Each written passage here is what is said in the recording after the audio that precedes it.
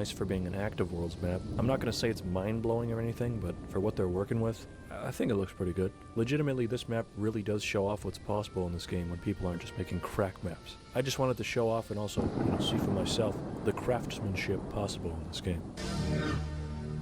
I went for a little stroll around this one called Avocado, but didn't really find much until I came across some kind of stage for live performances. If you're interested, the next performance is in 2026. Mark that down on the old calendar. This is probably what you can expect.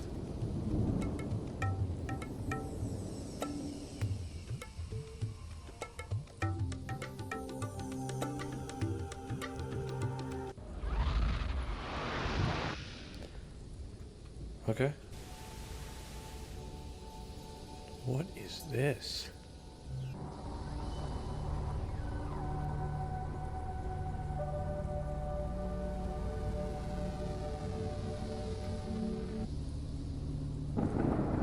I'm just stuck. You're gonna need protection. Accessing data.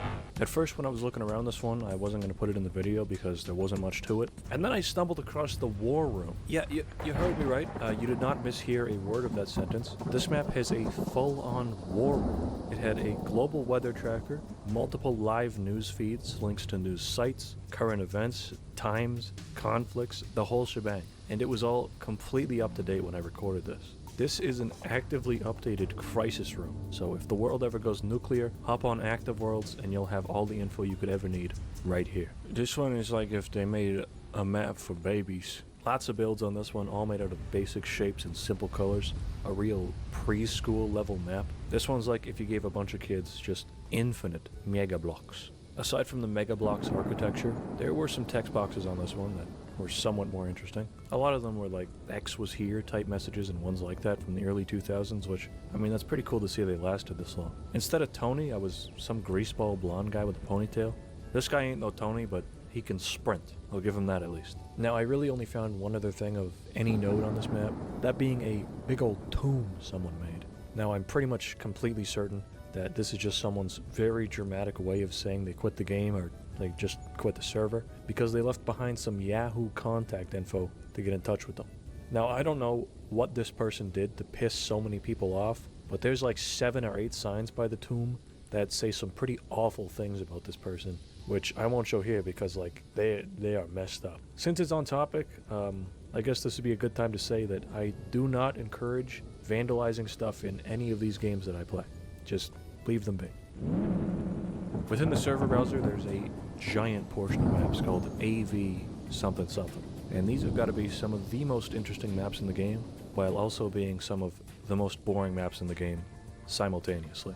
The AV stands for Avatar, and the numbers after it are the year that it was made. So, AV99 is Avatar 1999. Each one of these is a little showcase of Avatar progress and creators of the year. This sounds like it would be a pretty cool little piece of internet history, and it totally would, if any of it still worked. Yeah, sadly, a lot of pictures and stuff on these maps, which would be where a lot of the context, photos, and other stuff would be, they just don't work anymore. So, they're just big maps with a bunch of empty picture frames and text boxes. Luckily, there were a few that still kinda worked and showed off the models, so these aren't a complete loss, at least not yet. The 2001 map, which was themed around the movie, by the way, I thought that was pretty cool, still has a bunch of avatars showcased in pictures. The 1998 map was another virtual expo type map, with booths set up to show off and sell stuff. Like usual, pretty much all links and images in it were just wiped from existence, but I did find one website up where a guy was selling his models. I guess as a reference for how much these sold for back in the 90s, this guy was selling a Stormtrooper model for 80 bucks.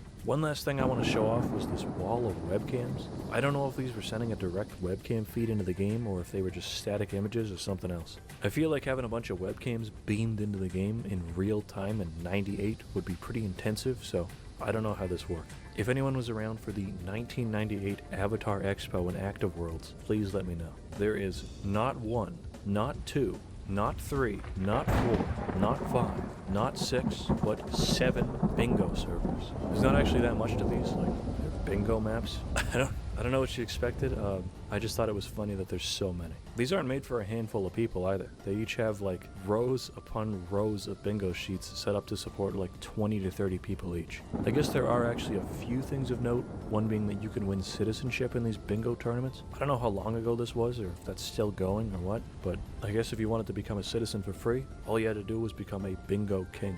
Another thing I noticed is that these seem to have won some CY awards, so clearly they're liked by the community and also pretty old. Each of them were pretty much the same thing, with different themes on the map. 1 through 5 are real bare bones, pretty much just being bingo with a theme, but 6 and 7 were actually full maps for some reason. I don't know why. Bingo 6 was "The circus is coming to town" themed. They had clowns, elephants, and a big circus tent, but also a full town with enterable buildings for some reason. Keep in mind, this is a bingo map.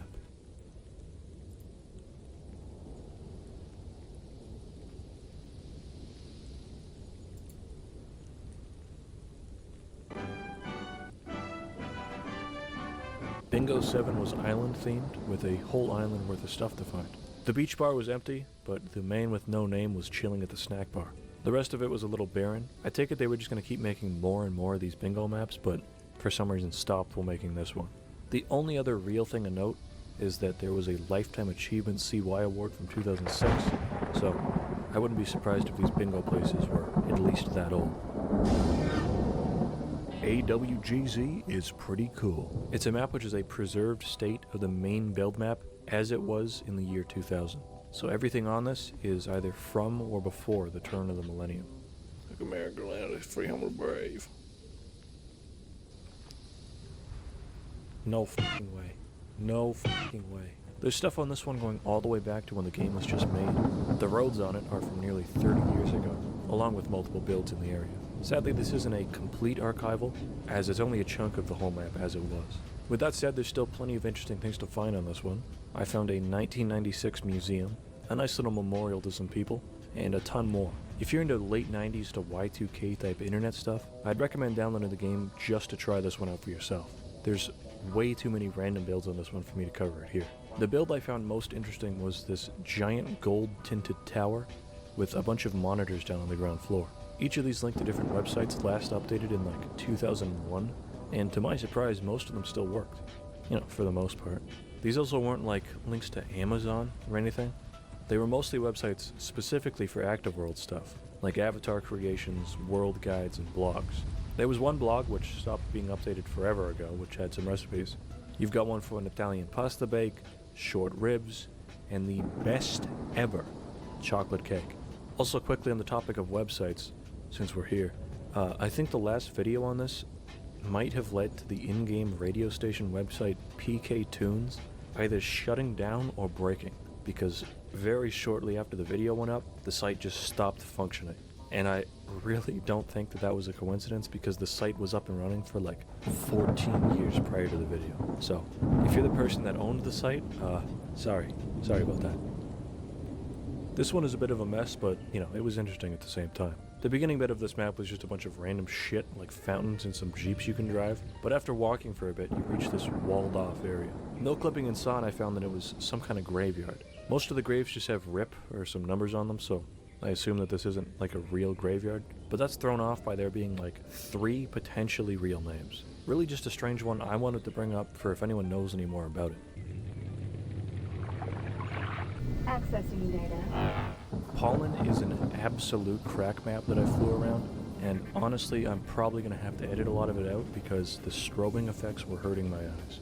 It honestly wouldn't even be in here if not for this giant wall of people writing down personal notes.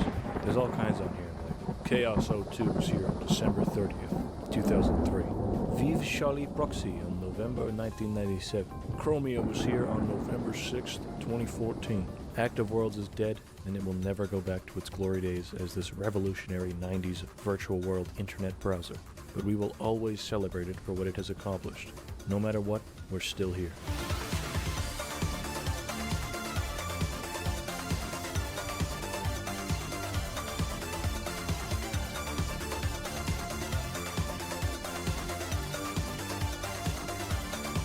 Visiting family.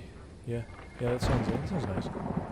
No, yeah, I didn't do too much, just I went out dancing one night. That's about it, really. Van Gogh, and I'm not saying that in the proper Dutch way. I'm not doing that. You'll have to fight me on a rooftop shirtless if you want to make me do that. This one was pretty sick, honestly. It's a 3D recreation of a Van Gogh painting. I really don't know what else to say besides, it's cool. Do I even need to say anything else? Like, look at this. Starting off the Triple X segment with a bang. X-Files spawned me on top of a spooky endless road surrounded by cornfields, attack helicopters, and G-men burning crops. I wish I could say there's more, but that's actually about it.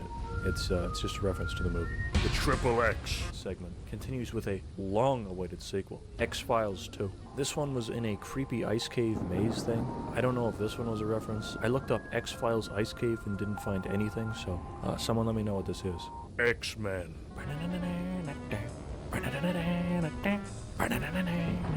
This one is predictably a recreation of the X Mansion, and yes, the shitty MIDI is included. It seems to be pretty faithful and intricate. You've got the outer area, furnished insides, sacred passages, the danger room, and the creepy basement all in one map. I spawned into this one in first person, and it took me a bit to actually check who I was. Am I Wolverine or something?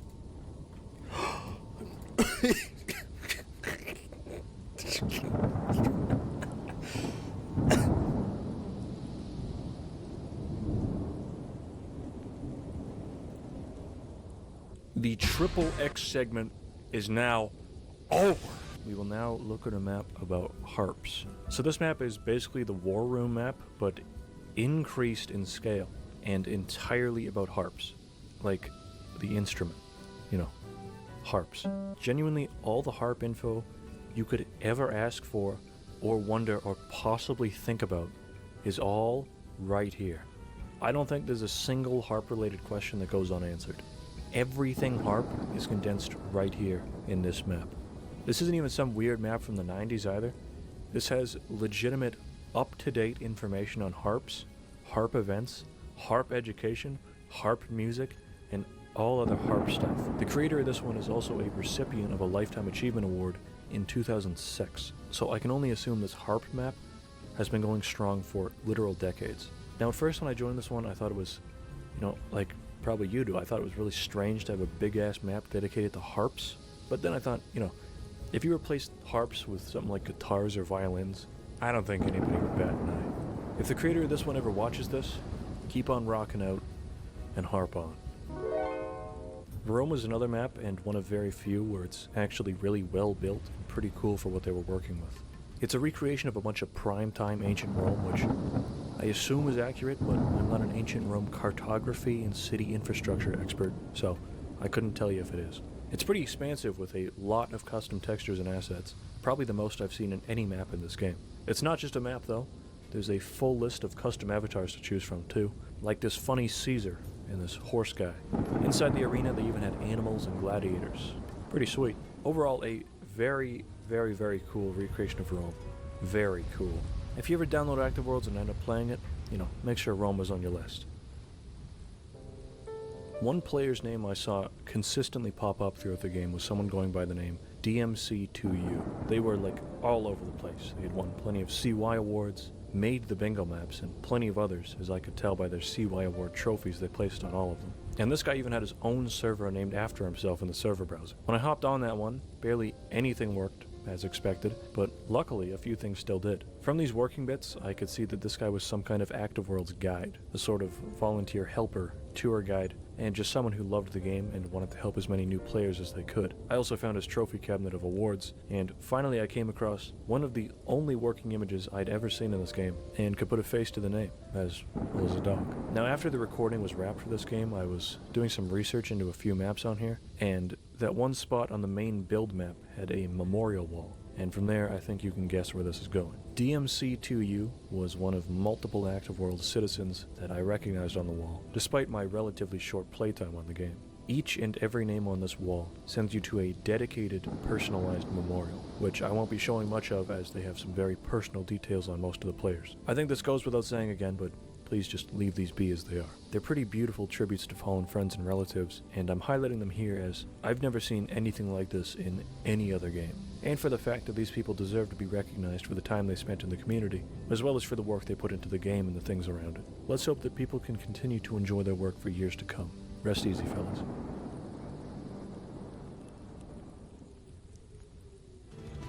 I'm sorry to end this one out in a pretty sad way, but I think it's important to highlight these things even in silly videos like this. I did find it uplifting that many of these people, despite having been passed away for a decade or more, still have their maps and servers up and running, fully preserved. Despite the people behind them being gone, their legacies remain within the maps and the friends they left behind.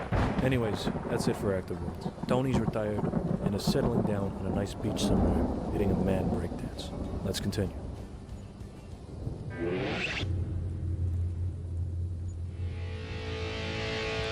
This one's called Heat. I got gifted this game like 4 years ago to play with a buddy, but it's like 110 gigs, so we just never did. I'll be honest, I didn't even look at the screenshots or anything, so this is one that's just completely blind.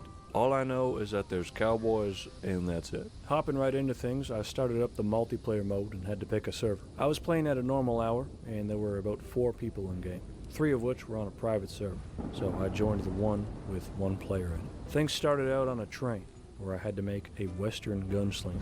There's a bunch of options in this game for the character creator, like they let you go wild and make the goofiest cowboy imaginable. There's gut size, arm length, height, dump truck size, damn, feet size, schnoz size, and a ton more that all combine to make a pretty great character creator. I personally was going for extreme historical accuracy and modeled my character after the famous cowboy legend, Dude Nasty, but it quickly devolved into Richard Nixon.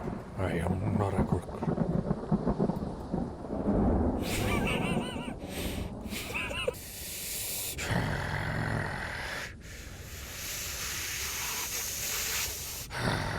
I named him Lone Star and sent him off into the wild.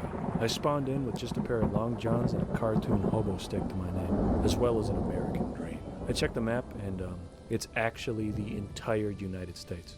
And upon seeing Washington, I had to reach it. That was my new goal. I had to gather some supplies first, and I was just chopping down entire trees in one string with my stick. Deforestation. I got a little sidetracked when I saw fire. I had been chopping down trees naked in the rain for a good while, and I was getting pretty cold at this point, so I headed on over. Hello? Holy shit, a bobcat. Fight the cougar, you dick.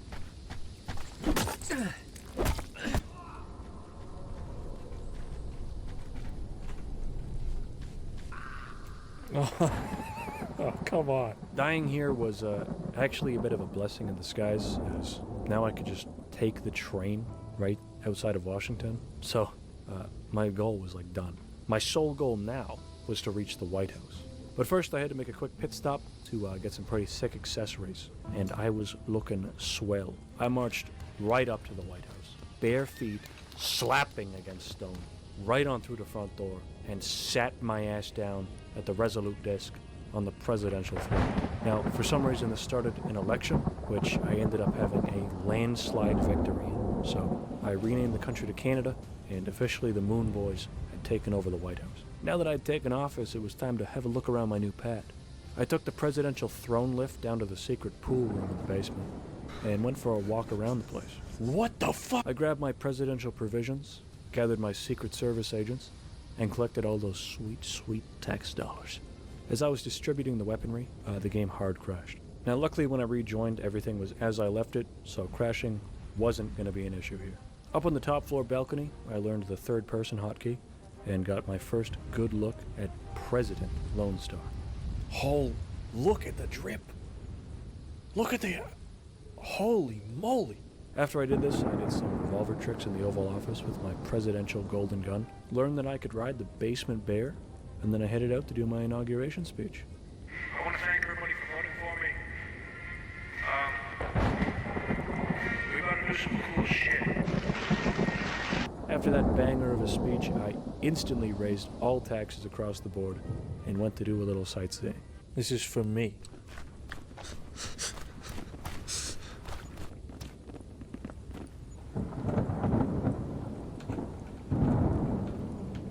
Uh-oh. This isn't good. Uh-oh. Okay, hold on. Oh, that's not good. Okay, I can save this. I just can't take any more damage. I'm dead. After that quick encounter with death, I literally ran for my second term and easily won again. These common folk are fools to trust me this much. Instantly, taxes were raised across the board again, and I renamed it to America 2. Some lowly farmer cretin in chat told me to be serious, as if I wasn't seriously running this place into the ground. If they don't like it, they will have to stop me by force. And let me be the first to tell you, the president is packing heat.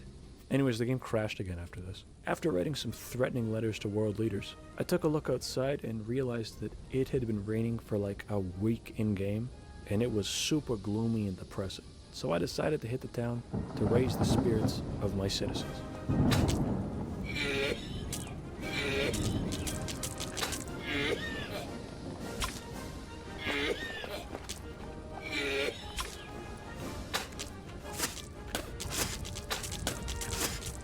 Back to the White House. I went back home and climbed up onto the roof, testing out the thickness of my legs by jumping off, and of course, I was perfectly fine. Now this reminded me that I hadn't given my second speech yet where I planned to flex my huge muscles, so I headed over to the Lone Star Monument to give it. Why did you vote for me again? Are you stupid? I literally died on my first day and you thought this time it would be different. You goofs. Hey, who's that prick laughing at me? I see you down there. Come up and say that shit to my face. Mr. President, get down!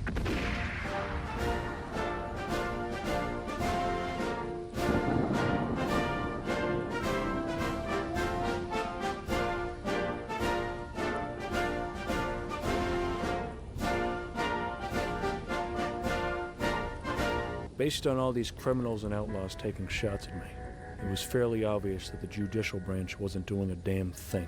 So I was going to take matters into my own hands. I had a new mission. Comb the lands and stop all crime myself. Easy. Quick pit stop though first, using tax dollars to buy like 17 bananas that I ate whole with the skin. I mounted the presidential bear for the first time, codenamed Bear Force 1, and I was up.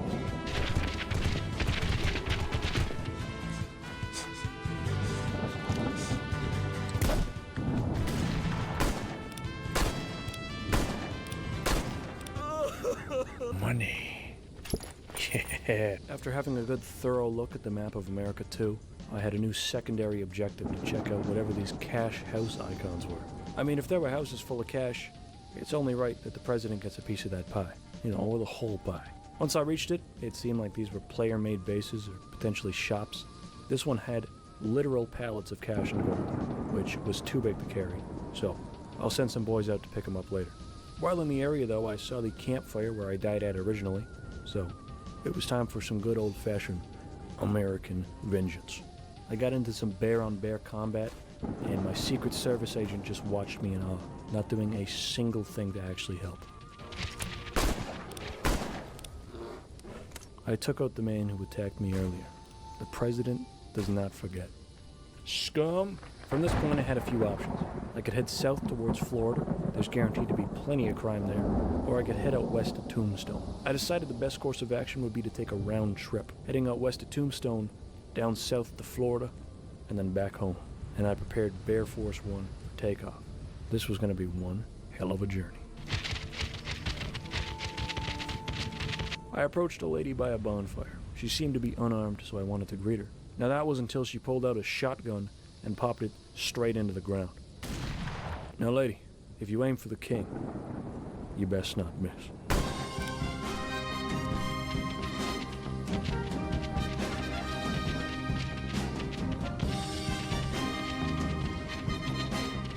I had to stop for a minute as my trusted companion Bear Force 1 was extremely hungry.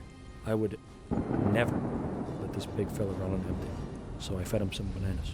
This noble act of kindness paid off, as the weather was completely clear and sunny after this for the future duration of my odyssey. And I gotta say, this game looks pretty damn good when it's not a gloomy rainfest the entire time. In our journey to Tombstone, we sadly lost our Secret Service agents. Not because they died or anything, they just literally got lost and couldn't keep up with the bear. If you see them out in the woods, please be sure to write me a letter with info regarding their locations.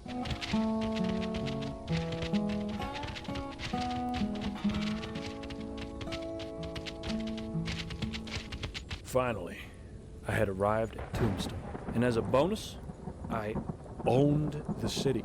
Federal land, pal. Didn't even think about that before I arrived. I went into the National Bank because, of course, as the king of Tombstone, I owned the joint. But it crashed the game. Again, this game sucks. When I reconnected, I spawned under the floorboards, and I thought this was going to be the end of Lone Star. But I clawed my way out, because I'm just that much of a gamer.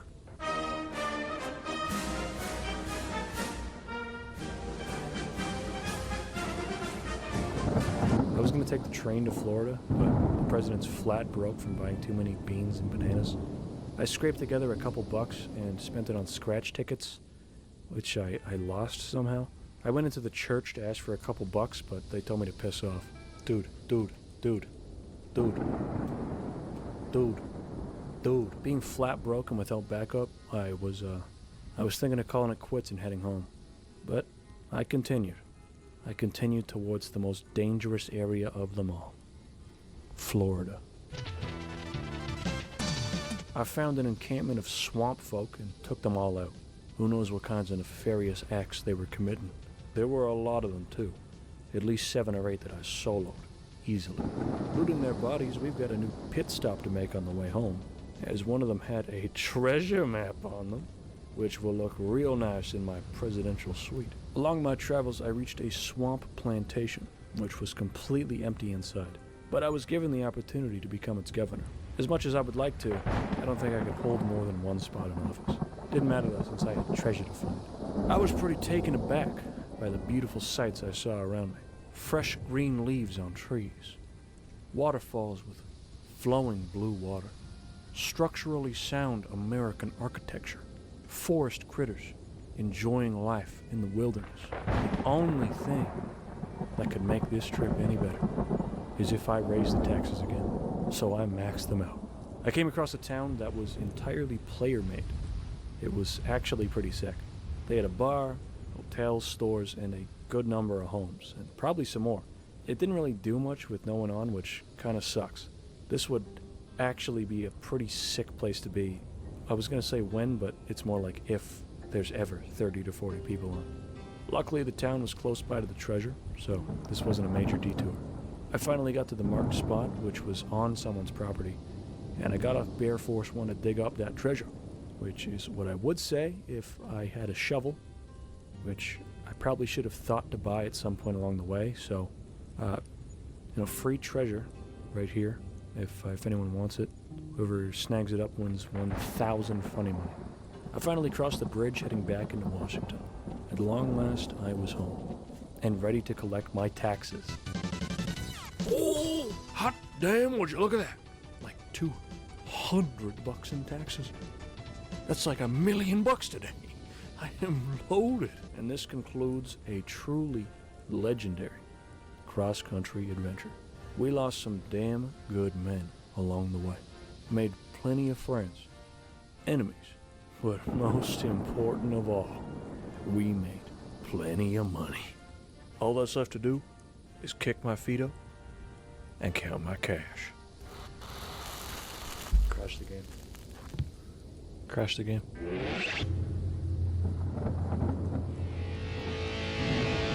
My first order of business in any game is to create a new iconic character for the masses to enjoy.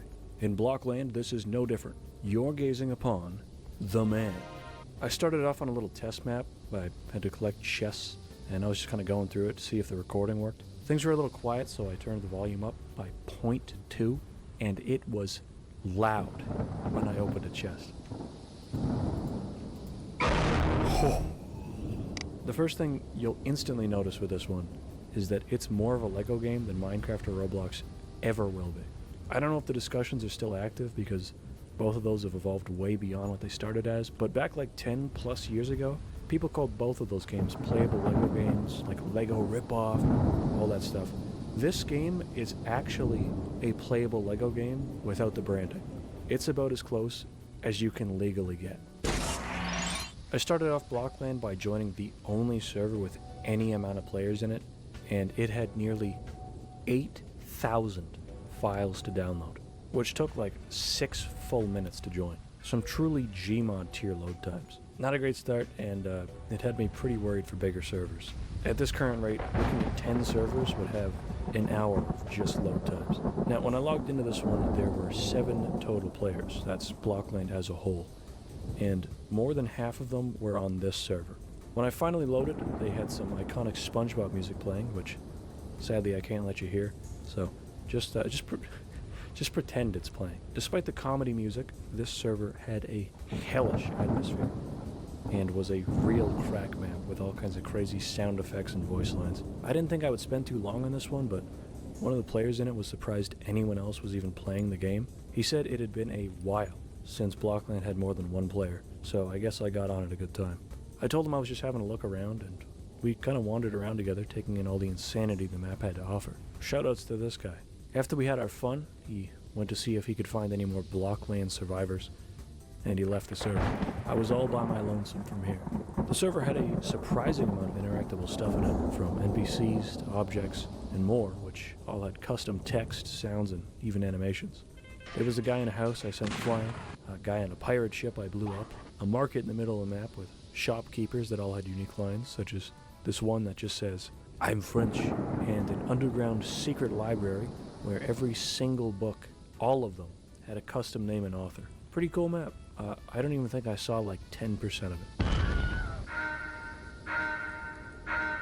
Sadly, the load time thing was not a one-off. This game really just has mucked load times. Doesn't matter in this case though, because this one was absolutely worth it. I loaded into this and was instantly in the heat of a race on the starting line. Instant card gaming the second I joined. There was another guy here as well who had been alone for an unknown amount of time by the name of Blockland 1892. Absolute goddamn legend this guy is. I tried to get him to talk, but he was a silent but deadly type character. He would not respond to a single thing I said. So I said, fine, I'll speak the only language you seem to know. Racing. Oh shit. Get out of here. No! No! The last survivor stand.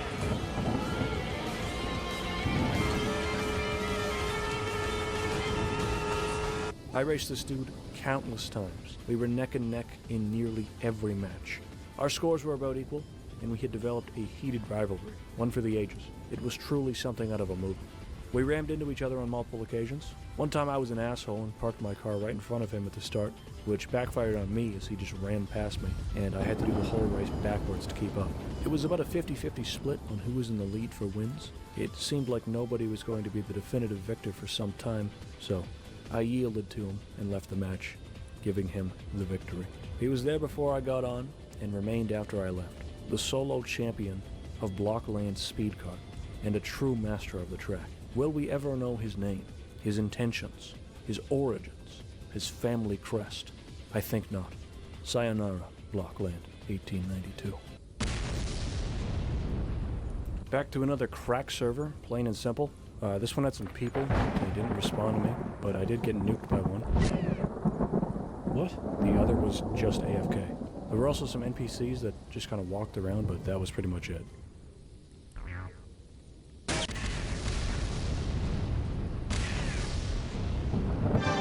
Another one that took like 5 minutes to load. This one was some kind of minigame map. There were people on this one, and they were active, but I couldn't find them in the lobby. All I could find was the gift slop, so I headed outside into the wasteland to track them down. I barged in on an ongoing chess match that had apparently been running for an hour and a half. This was very late into the night, mind you, so these guys were committed. To finish this game peacefully is my last wish. Guess that won't happen. We've been interrupted again. Haven't seen you around for a long time. They weren't doing any insane moves, so I had to look around the place. I stopped for some pizza at Pizza Hut, and then I went to the theater. Gary Revel is a professional worm grunter. I hopped in a Jeep to go see the conclusion of this epic match and sent it off into space. These two simply would not end the game, so I called it quits. I was done. It was late. I watched them for a solid like 20 to 30 minutes at the end here, and I'm sure you chess masters can already tell me who won at this point anyways. This one was actually pretty cool. It was a little dungeon crawler map with upgrades and magic and stuff. It was probably the only server in the game that was both working and a real game mode aside from speed cart. There's not much to say really, like it's a pretty basic roguelike dungeon crawler in Blockland with like spiders, skeletons, and other normal fantasy stuff. It's kind of cool though, and goes to show that not every map in this game is a crack map. I tried to join a server before this one, and it had 11,000 files to download, and it was going at around 2 files per second.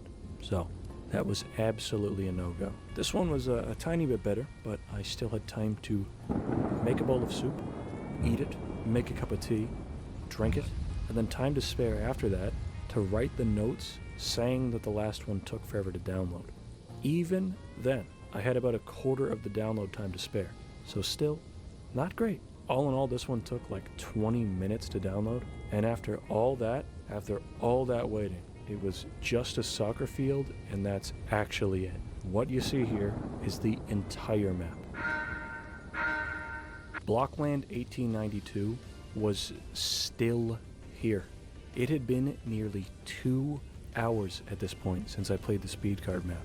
He was solo racing that entire time. What an absolute legend. No, scratch that. What an absolute gamer. Now, I'd love to show more, but I turned off password protected servers, and there's like a dozen, so that's it. Unless I can find the password to Feet Cinema 2, we're done here.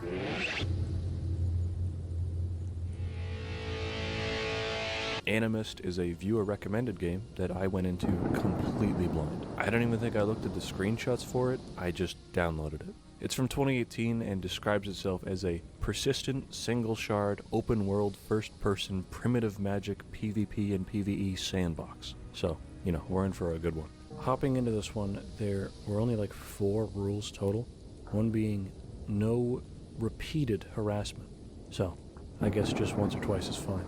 Now, my eyes immediately gazed towards the rule bit when I logged in, and it took a few seconds to comprehend that this was the menu. You lived a life that ended tens of thousands of years ago. You rise once again, with a mind free of any memories or responsibilities of the past. Do you wake filled by the love you felt for your family and friends? Or are you guided by rage and vengeance for those who did you wrong in your mortal life? Of all the places you could have ended up, why here? Young one, welcome back from your eternal sleep. I gave you life with my magic, and now I lie here weak and dying. I feel I will perish soon. Please find me in the town. Sympathy, the birthplace of us all. After getting the rundown of the game from that loading screen, I had 2 options to choose from. I could be a Cursed one. or, alternatively, I could be a friend. The choice was obvious. Now, after picking friend as my guy, I spawned inside some kind of bone pit. There were meat giblets spread about, some meat chickens, bones galore, and some NPCs I could talk to. Now, I say talk, but really it was more like listen. The NPCs all talked with these text boxes over their heads, and they all used a whisper text-to-speech voice. A very, very strange choice. Please, I do not wish for your money. Why has my new life ended? Why is my marriage purgatory? At the very least, this is a pretty unique choice. I don't think any other MMO has the balls to make every single character have the exact same TTS voice. After chatting around the bone pit, I learned some basic tutorial stuff and was told to go to the town of Sympathy. So I had a goal at least. The only thing of true importance I learned from all these tutorial guys was that I've got to smack and a bone throw ability. If there were other weapons in this game, I did not care. I was purely going to use the comedy smack the whole game. There's also a crafting system. You've got this Witcher sense type vision to mark literally every single collectible thing on the entire map. And all those collectibles are just the weirdest things. There's monoliths, bones, meat, ancient blood, on fire torches, full trees, and a bunch of other weird shit that you can use to craft stuff like armor and meat spells. The majority of the gameplay is just running around like a dickhead picking up materials. I myself handcrafted some drip after looting the reed fields.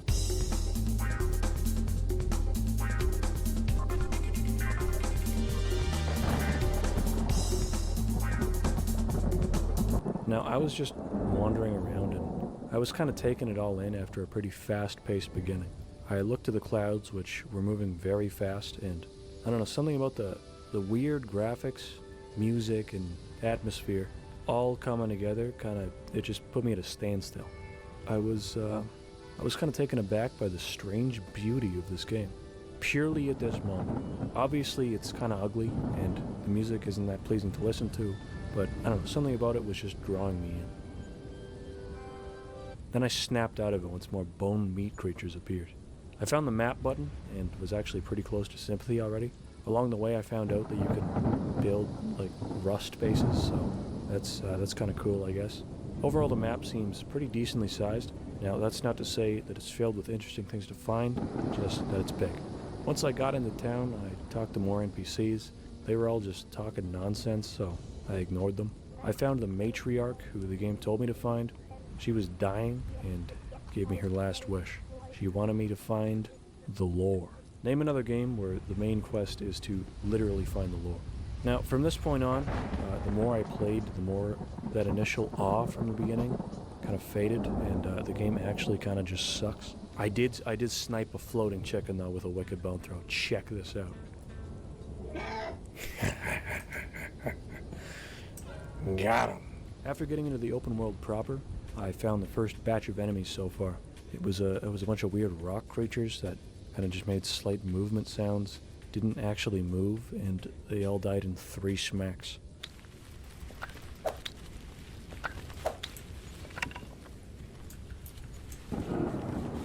What?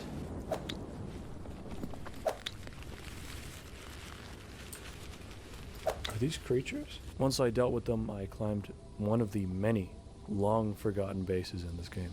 The whole open world was just littered with them as far as I could tell, and getting on top of this one gave a pretty decent view of that. The ones right out of the starting area were all pretty much garbage, but after I saw a massive, like actually gargantuan tower in the distance, genuinely, how am I not going to go directly towards that when I see it? Now the tower, sadly, it had no visible way to actually get inside, so what you see here is what you get. Still pretty cool someone did this. I assume it took like a lot of time to build. Well, I got into my first real fight with these rock creatures from before. They spawned pretty much up my ass and actually moved this time. Combat.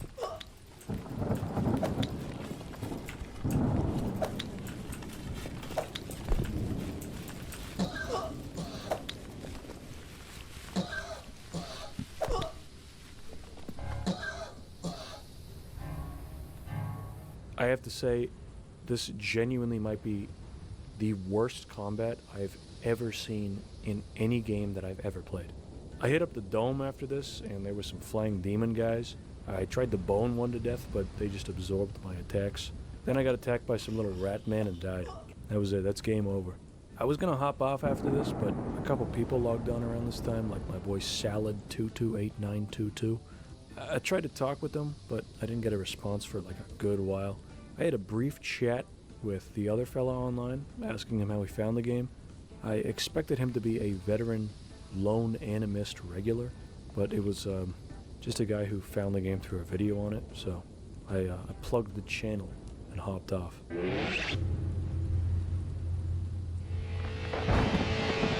Team Fortress Classic. This one's a true classic.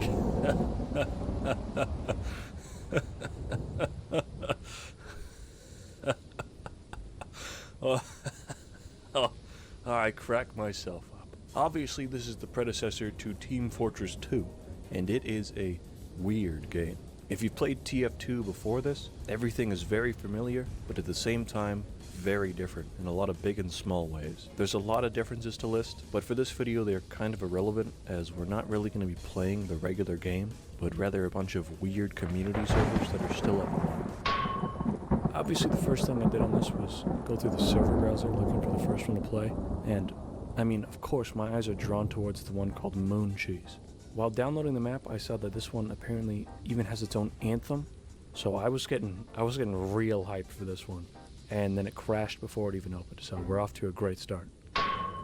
So the first actual map we're looking at is a true classic. Everybody knows them, everybody loves them. We've even looked at one before. We've got a Mario Kart map. This one is a lot smaller and blander than what you're probably used to with the TF2 ones though. I mean, it's legit just a little oval with some houses in the middle. I'd wager this one is pretty old, probably from around maybe 2003 or 4. As there's double dash posters on the walls. Also it said there was a real guy in here, but this is totally just a bot. Which kind of sucks, because I was hoping to talk with the lone Team Fortress Classic Mario Kartist. But I guess that's not going to happen. Next map. I joined into a crack Smurf map, and this Smurf map was one of like 3 that had any players on it in the whole game. I spawned into this one and I had no idea what was happening. There was a Coca-Cola guy, Smurfs running amok, and without a doubt, worst of all, everyone in here was French. Je pense que la map, je pense que le créateur a pensé à ça. You guys ever seen the Smurfs? They were already partway through the map, and I don't even know how to properly describe the first part that I played, so here's a bit of the footage as is. Shoot him! Shoot him, kill him. Kill him, boys. Shoot him. He's taking us all out. Shoot him, boys, shoot him. Nuke him, boys, nuke him. Get him. Nice going, boys, nice going. GG. Excellent work. Once we got past the first bit with the boss fight, it got ridiculously hard. There was a timed B-hop section which wasn't super bad, just janky, and then after that a split path. The split was where it got truly awful. Like genuinely I think I saw maybe 15 attempts where anyone even reached them, and both had to be completed to continue. Like just look at this. It might not look like that hard from the footage, but like trust me, it was. Nobody could beat these. I spent way too long on this one before leaving, because for some reason I had faith in the French fellas. I really thought that they had it in them. They didn't. We were stuck on this one bit for legit like 45 minutes before I left. I did enjoy my time on the map though, so I checked back in on it like 25 minutes later. They were still on the same checkpoint. I don't even have to explain what this one is. The name is literally Bots vs. Humans. I think you get the premise. This map was just chaos. Absolute insanity. I don't think anything other than some live footage would do it justice.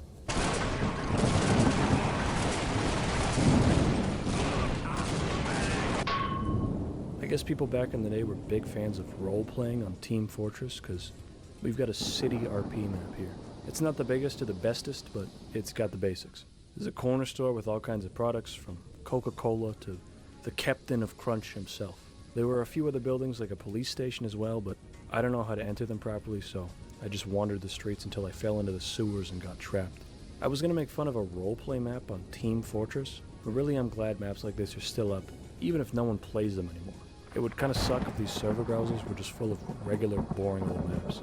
And I'm sure there's someone out there who played on this server, or, ones like it, who would just be ecstatic to find out that it's still around. The City RP map had a map vote, and suddenly we were onto a map called House B4. It's a pretty sweet house, nice furniture, cool TV.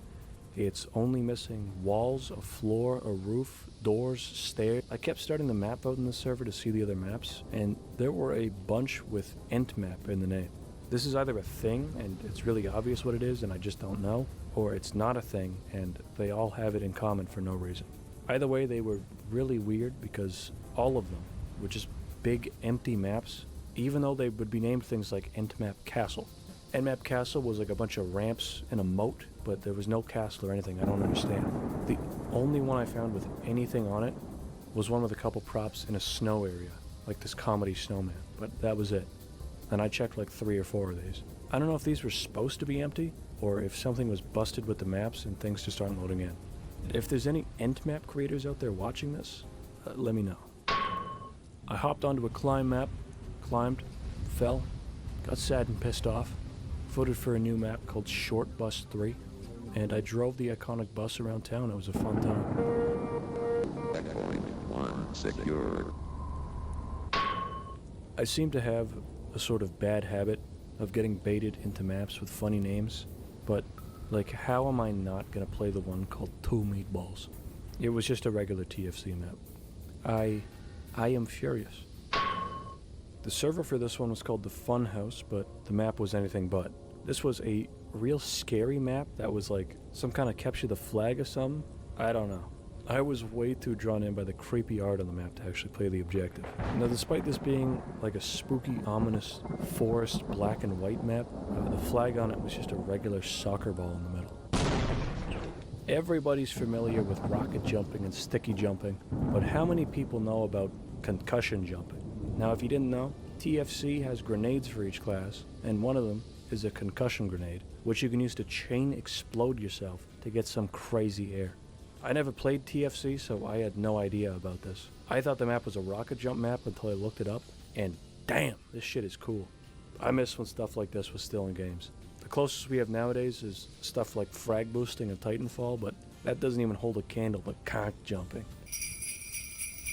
Penguin Park is a truly insane Christmas server running 24/7, 365.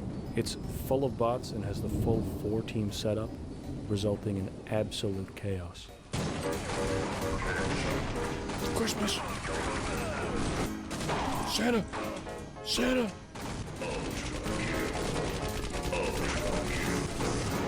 Merry Christmas.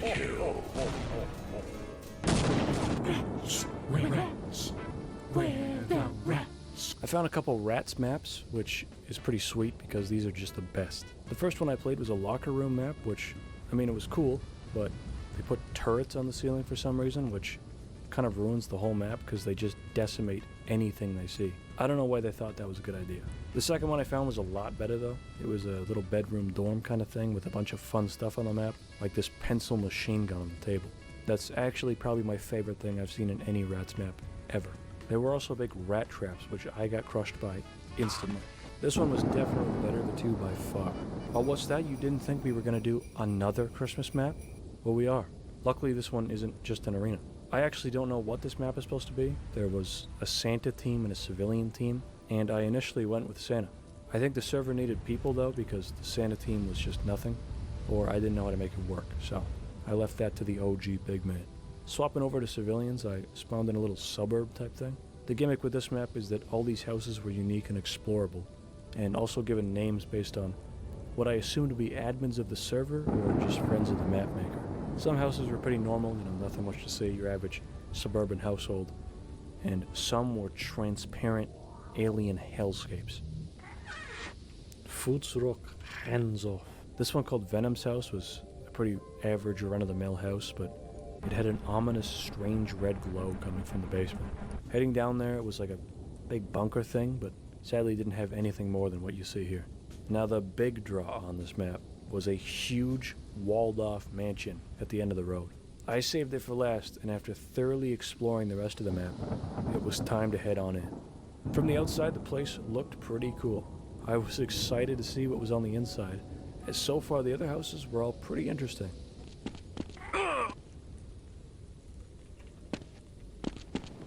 Oh, brother. Alright. Okay. This place was littered from top to bottom in naughty furry images I cannot show. Merry Christmas, everyone. Okay, stop looking at it. Stop. I can't look at that. Today I want to end things off by looking at what's probably Team Fortress's most iconic map by far, Banana Land. This is a pretty sick level where you hop around collecting bananas to progress. The map is covered in a texture that's just like green puke all over your whole screen. When you manage to collect those bananas, a door will open to your next collection room, where you've got to grab some more. There's an upside down room, a spinny room, and a Mario Sunshine pachinko room, and some of these are much harder than others. Once you beat the pachinko room, you're sent into the spinny room, and that's it. That's the end of Banana Land.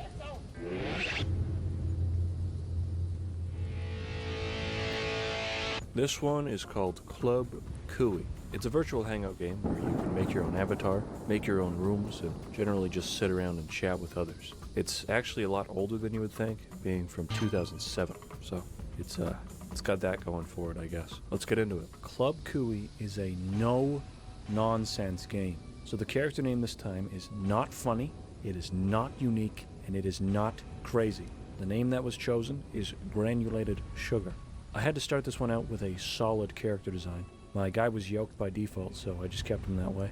And next up was buying some clothes. Money in this game is Cooey points, which makes the worst possible abbreviation they could pick. I decided I would make a marketable clown type character that the fans would just go nuts over. I went all out on it, hoping that it would get very popular with lots of fan art, big time merch sales, possibly a few TV deals. But while looking through the catalog, I had an epiphany. Hold on. Wait a minute. Hold on. Hold on.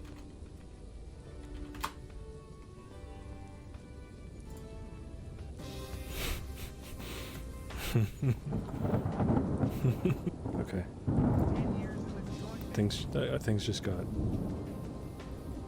got serious. During the character remake, I had a better look through all the items, and I assume that most of these are community made because, I mean, just look at this. Despite the store being absolutely full of random crap, I couldn't just find a white suit with a black shirt. So, this is it. This is what you get. After like 40 minutes of dicking around in the character creator, I was finally good to go. Now, I noticed that despite the game saying it had like 15,000 people on, there seemingly weren't that many active rooms. For North America, it was maybe like 6 servers with any number of people on them. And worldwide, the total number of players added up to like maybe 500 or 600. Now, I don't know jack diddly about this game, so that might be normal. I'd assume it's counting people who have the browser running in the background but aren't actually playing, which probably adds a fair number of players. Let me know if this game is a big hit in like Brazil or something. I tried one of the few servers in North America with anyone playing. Numbers were very few in this one, so I was a little bit worried that it was all just going to be AFK players, but they were active and just kind of having a casual conversation. I made small talk, complimenting this nice lady's boomstick, and she had no idea what I meant, and I left. Next up, I joined one called Sad Room. It was pretty full of sad gamers, but only one was actually active. I asked how they were doing, and they responded that they were A-OK, so I called them a fraud sad gamer and left.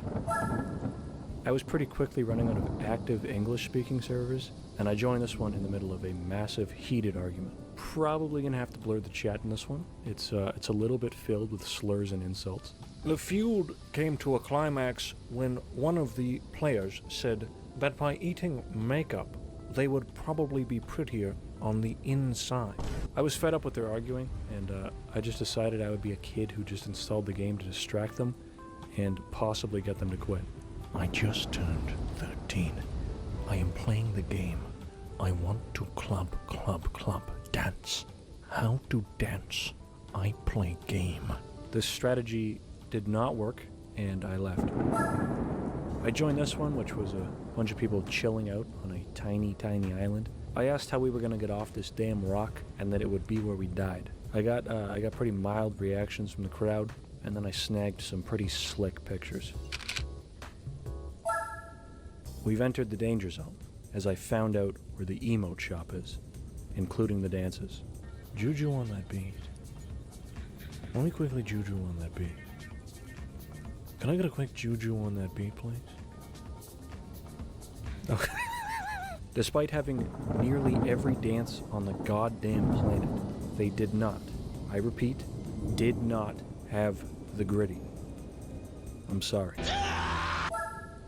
I was given a prompt in the menu to try out a chat request thing. It was like a little one-on-one match-up program thing where you enter an age range and get matched with someone to talk to. I tried it out with literally all criteria checked, you know, the 12 to 99 years age range, all genders, and found absolutely nobody to talk to. Damn. Also, as a side note, being able to search for one-on-one chats with teenagers and kids as young as 12, I don't know if this is just me, but that seems like a very dangerous program, I'm not gonna lie. I wanted to go on the Harley Davidson Friends Only Club, seeing as I myself am a biker in his late 50s. I hopped onto the owner's profile to add him as a friend, but his description in French read, "If you look at me, you will be blocked." I was blocked. Now sadly, it seems like we're gonna have to go without the Harley Club for today. The top dogs in this game have more hours in it than professional esports players have in their respective games, and that's not an exaggeration. Now obviously if we're talking, you know, realistically here, they must have just left it running for long periods of time, but they have such a ridiculous amount of XP and achievements that like a good chunk of that playtime has to be real. Absolutely nutso dedication to Club Cooey. Next up on the list was an 18 plus naughty Zex room. It was a lot tamer than I thought, so I can actually just show it fully uncensored.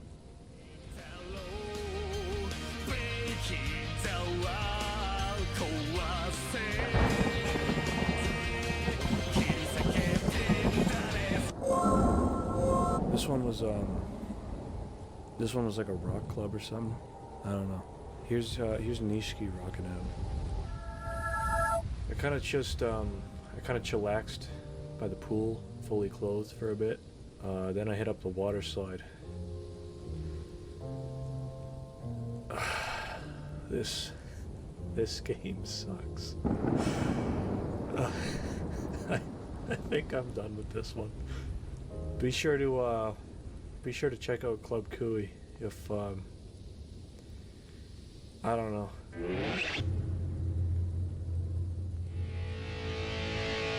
You've heard of all those classic Half-Life mods, right? Counter-Strike, Day of Defeat, hell, even Team Fortress Classic.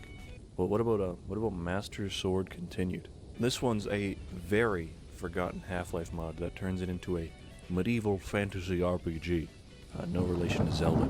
Originally it came out in 1998 as just Master Sword, and then it relaunched in 2005 as Master Sword Continued. No reason to explain everything here though, so let's just start with some gameplay.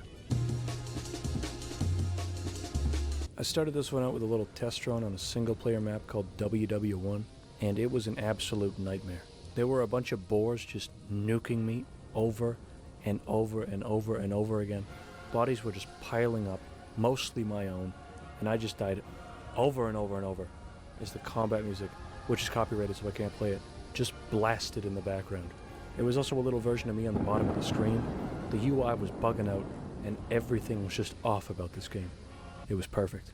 Before I installed this one, I found a list of servers on the mod's website. It was about 20 to 30 servers on all different maps and game modes, and literally all of them are dead and don't work.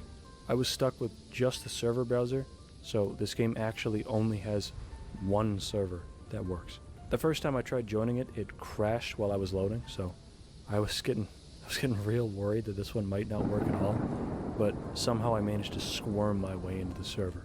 I started strong, literally, as my new original character, Max Mass.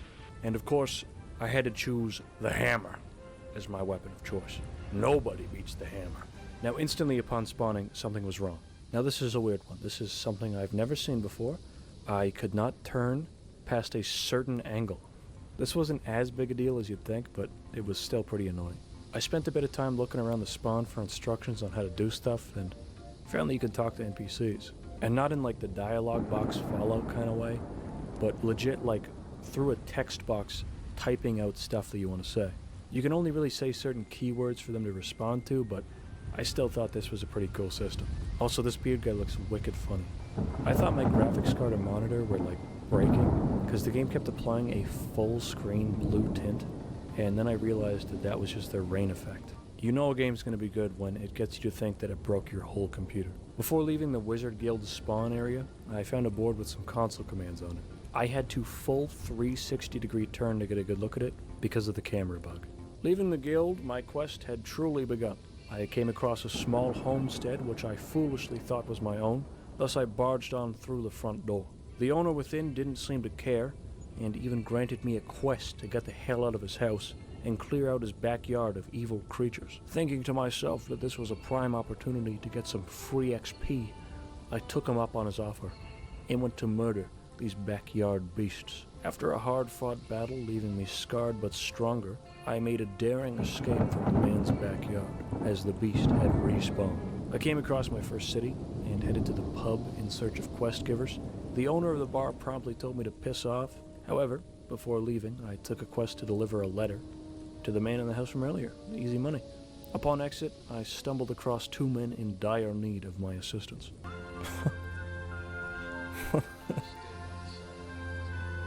Nice day outside, isn't it?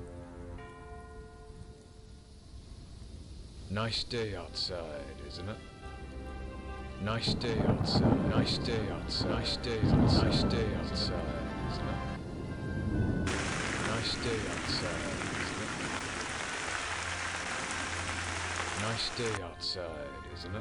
Nice day outside, isn't it? Nice day outside, isn't it?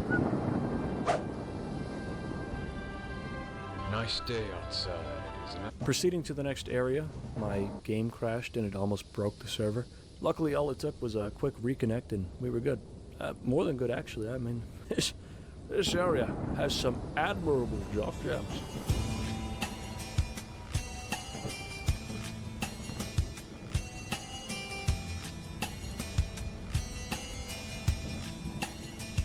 I came across a cave filled with giant rats, perhaps ones that make all the rules. Their deaths meant that I now became the giant rat.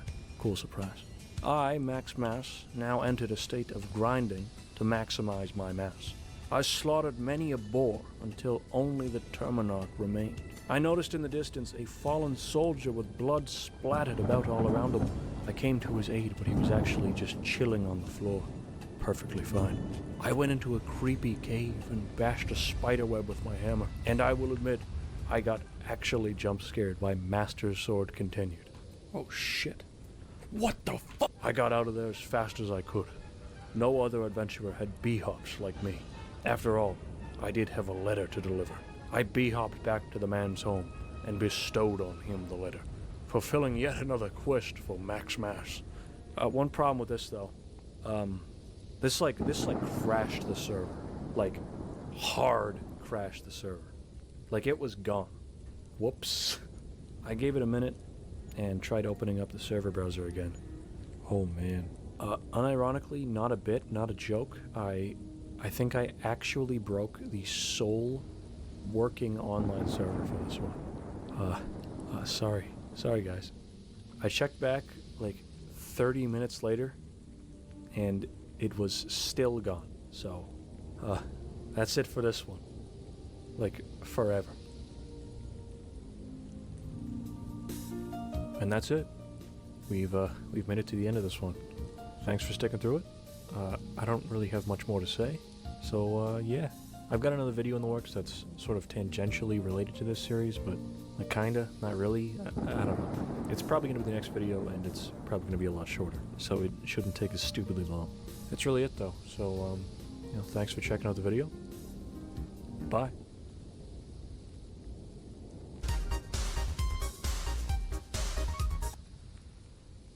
One dark, late night during the making of my Greylock video, I happened upon an account by someone known as Dr. Nowhere. He created art of various monstrosities, usually overlaid onto various photographs of real locations. I enjoyed this art and would find out through a recommendation that he also had a YouTube channel. He just recently released a big video with this terrifying entity in the thumbnail, and people began to react to it. So, being the next hot analog horror on the proverbial YouTube streets, you know I had to check it out. The boiled one, as you might call this creature, is itself a cognito hazard, or a cognition hazard, with it possibly having some of the qualities of an info hazard as well. We won't get too into what these ideas are at the moment, but after we look at the boiled one phenomenon, We are going to get into the meaning and history of info hazards and cognito hazards, as well as discuss them. Hey everyone, this is Editing Ghosts here, and I just wanted to drop in really quick to say that Dr. Nowhere actually made a community post detailing some of his inspirations for the boiled one, and I'll be adding in a section discussing that towards the end. But for the most part, this video is staying as it is, just with that section added in later. So some of this is going to be conjecture. Anyway, thanks. I hope you have a Bible nearby or some other various religious text, because we're about to dive into the horrific 10-minute short known as the Boiled One phenomenon. Welcome to the Ghosts on Holiday video entertainment system. Hi, and thank you for joining us. Today on the Ghosts on Holiday channel, we're going to explore some creepy topics. What else is new? This video was made to help keep you safe and informed. Have you ever heard the slogan, "Knowledge is power"? Well, that's not always true. Some knowledge can seriously endanger your physical health and mental well-being. Such dangerous information is usually categorized as an info hazard or a cognito hazard / cognition hazard. Info hazards and cognito hazards are things that, if learned about or perceived with one's senses, can harm you in many different ways. This tape has been created in such a way to show you these harms and hazards without actually letting any of them befall you. Having said that, anomalous events, entities, and happenings are still incredibly volatile in nature. So if you feel any of the following: nauseous, dizzy, dry mouth, tingling pain in the feet or hands, the presence of something behind you, an enroaching sense of doom, or shadows at the corner of your vision that seem to move away when you look towards them, please take a break and view the rest of this video later. If some anomalous event or being does happen to establish itself within your perceived reality through an info hazard or cognito hazard, you should also follow the GOHVES system known as FART, or FART, which we will later detail in this video. Yes, it is funny, haha fart. But anomalous beings are no laughing matter. So remember, if all else fails, fart. And now, our feature presentation. At the very start of the Boiled One phenomenon, for just a moment, we see this large black squiggly line. Hate to say it, but this is probably important. We of course get told that some details have been changed to keep people anonymous, and the name drop of some type of organization known as Ephrata 228. And then, right out of the gate, we get another warning that, basically, watching this could allow anomalous things to happen to you. As stated probably twice now, a cognito hazard is a thing that once you become aware of it, you perceive it in some way, it's basically haunting you or can cause you harm. Something older that could be used as a reference would be like a chain letter, or even removed from horror, something like The Game, if you know what The Game is. Haha, you just lost it. But it was popularized online by the SCP Foundation, which there's a few things that feel like they are inspired by that in this video, which I really dig. I like that it seems like online horror creators are taking from other online horror creators. I do think this list of things is funny. Earplugs so you can't hear whatever this thing is, some things to write, and also Psalm 91:10. This psalm, of course, has a bunch of different translations, but essentially is, no evil or harm shall happen to you, no plague or disaster shall come upon your home, or tent, or dwelling. You get the idea. Next, we get some instructions. If we hear something unusual, we should immediately put the earplugs in, and turn to our paper to write. The words that we write on the paper are, I can see this paper, I can see my hand, I can't hear the screaming of thousands, I can't hear the feast, I am a moving, breathing human being on the planet Earth. But of course, right before we actually get this helpful thing to write down, there is a flash of something else. This shows the anomalous faculties of this tape. That something that flashes on the screen is, I can't see this paper, I have no hand. I can hear the laughter of thousands. I can hear the feast. I cannot move, nor do I want to. Eerie. What is the feast? Then we are to recite the psalm. I like the illustration because it's like if something unholy persists, pray, and the representation of whatever is unholy is just like an upside down cross in your head. If that's the unholiest thing that you're like thinking of, I think you're probably in luck, but considering what we'll see in this video, most of the people are not so lucky. Then if any of this happens to you, you'll be asked to contact the authorities, who will give you amnestics. It says, most appear to lead a normal life after, which is not very hopeful because, of course, that's not certain. It's like most appear to. Yeah, you might lead a normal life after. Amnestics, by the way, are a form of fictional medicine that give you amnesia. Basically like a mind erasing type situation. There's a movie called Eternal Sunshine of the Spotless Mind with Jim Carrey that features a similar thing. Or in horror, again, the SCP Foundation uses amnestics a lot to clear people of things like this that could harm them just by knowing about it. That's probably what popularized the term amnestics as far as I understand. We then hit our title sequence, the Boiled One Phenomenon. We follow this up with the introduction of the Tree of Heaven, apparently taking place in 2003 on August 13th. A documentary-style children's program in Pennsylvania ran from the 90s to 2001 about the fauna and foliage of the state, and how to live alongside it. It ended because the host died. This was all fine until on August 13th, 2003, a rerun of the 13th episode began to play out of nowhere. This rerun started out normally, explaining that they're going to seek out poison oak to explore its origins and function in nature. By the way, the version of poison oak that they're seeking out is actually different than the one that I understand and am used to. Where I live, poison oak is usually like kind of a vine or a weed down on the ground. This version of poison oak is actually a tree. It's why it's called the Tree of Heaven. If you actually look it up, the Tree of Heaven is a large tree that grows very quickly and is actually an invasive species, and I'm going to talk more on that later. We then learn that during one of these reruns, a red melting face appeared, known as Thin 228, which I'm guessing is Phenomena 228. This face spoke to people in a disturbing voice, overlaid with clips of hospitals and people's bedrooms. Of course, anyone who saw it could seemingly understand what it was saying, even if they spoke different languages. We then get another warning that the clip has been edited basically to help us because of its cognito-hazardous properties. So, in essence, some of the clip has been taken out and the audio is backwards. So to keep you guys from a terrible fate, and because I am technically classed as an anomalous being myself and can't be affected by this broadcast, at least not the same way you can, I'll tell you what it says after watching it. The full phrase is cut off slightly, as I said, but I'm going to tell you the full thing and what you actually hear in the video. The full phrase is, "The very memory of my face will cause a manifestation of my being in the future. You will be asleep in bed. I will be there and watch over you. When you wake, you will not be able to move any part of you. When the doctors eventually find you, they will not see me, but you will, and I'll see you too. Forever, I'll see you." How sweet. The version in the video starts from the word cause. The broadcast would be known as Broadcast 813 and would be seen by approximately 530 residents of South Pennsylvania who were obviously scared by what they'd seen. Apparently, besides the fear this caused, the broadcast had other side effects. Which, yes, there probably wouldn't be so much precaution if it was just a normal, weird, and creepy broadcast, and yeah, I'm pretty sure even the phenomena itself says that there would be things happening like that, so. The image of the creature that they saw would not leave their mind. Some even heard its voice.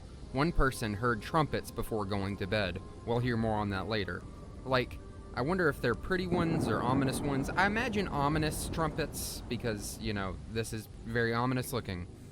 The day after the broadcast, August 14th, Ephrata ordered the power to be shut off for most of the region to stop the spread of the anomaly and the possible cognito-hazardous facets of it. Of course, this ties into a real-life event known as the Northeast Blackout of 2003. This was a pretty severe blackout that lasted 2 days for some areas, but up to 4 for others. It took 29 hours for the power to be turned back on in most major cities, but the brief outage contributed to at least 11 deaths and caused an estimated $6 billion in economic losses. It resulted in approximately 100 deaths, and troubles with local infrastructure during the period, affecting the availability of water and food, obviously, and of course, emergency services. The idea that the blackout was done to stop a paranormal entity is pretty cool, but the real-life story is even more interesting, which is just a catastrophic line of human failures that started with a single downed power line in Ohio.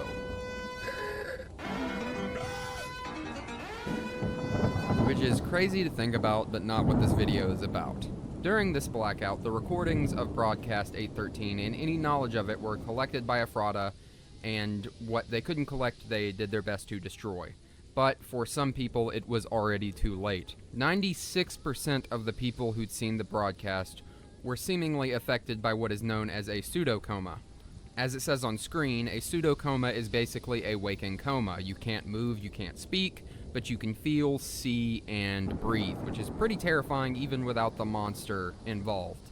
Ephrata, of course, went out to interview people, but most of them were seemingly unusable or nonsensical, until they encountered one Job Zamperini. I'm going to say Job because Job as a name is dumb. Of course, this is a fake name to protect his anonymity. Job was fluent in Morse code as he was a veteran, so it made interviewing him far more accessible than any of the other people. Not only that, but his grandson captured a picture of what seems to be Phenomena 228 in his own backyard, next to a playhouse, which, yeah, I imagine as a kid this would have been incredibly disturbing. We then get a clip from the interview by an Agent Gomez of Ephrata. By the way, during this section, I will refer to agents as agents of Ephrata or Ephrata. The agency within this little universe that Dr. Nowhere has created is not actually called Ephrata. The branch of whatever this unnamed agency is based out of Ephrata, which is actually a area within Pennsylvania. So, just wanted to clear that up. During the interview, Job states that he fell into this condition after seeing Fen 228 on the television, and that it watches him through the window and is not of Christ. When did you begin seeing this face? Interesting. Not only does he see the face, but he hears the screaming of many voices, as well as trumpets before he goes to sleep. The agent, of course, communicates with Job through Morse code that is flashed on the screen. Sorry to hear that. Are these screams constant? Thank you. You shedding light on this is helping more than you know. At this point before Job's response, there is a red sequence of Morse code that is flashed on screen. This Morse translates to nobody but me and you, though when it flashes back to what Job said, he is saying, but Lord Christ is with me. The interviewer tries to thank him, but the footage cuts. The being, the boiled one, then rises up in the window of the image.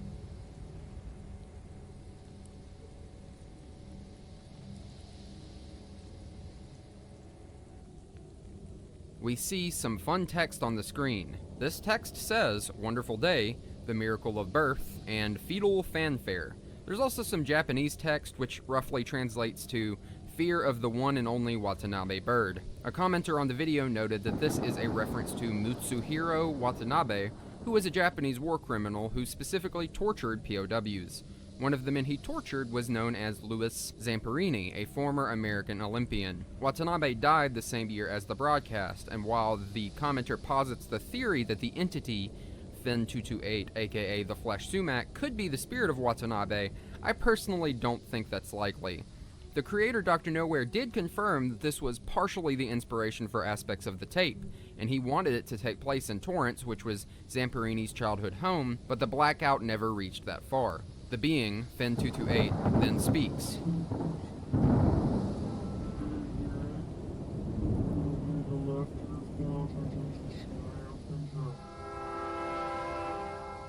We see blood rain from a hole in the sky. It develops a little arm which begins to just go absolutely wild. Just look at that thing, it's freaking out. We learn that this line from the start is probably it extending into the sky or in the tape. Here is what it says this second time. Listen closely. Do you hear it? You will hear the laughter of thousands as the sky opens up. You will hear the trumpets play their happy sounds. The scalding blood of life will pour down onto us all. Together we will be still. Together a feast for a king. Together melded by love and the purest connection. Be still. Be... We then see a couple more flashes, and it cuts to a warning screen, which basically is like, hey, it's probably best that you do the instructions we told you at the beginning. Here is the psalm, and we also get one little last bit of Morse code that says, I still see you. Yeah, very cleverly, the little beeps that are meant to sound like an alarm are actually in Morse code, and that's what they say. Pretty cool. But hey, what is going on? Right out the gate, of course, there's a lot of biblical themes and mentionings within this video. There's, of course, the very upfront ones like the Bible verse, Job Zamperini, and his constant reminding that Christ is with him and things like that.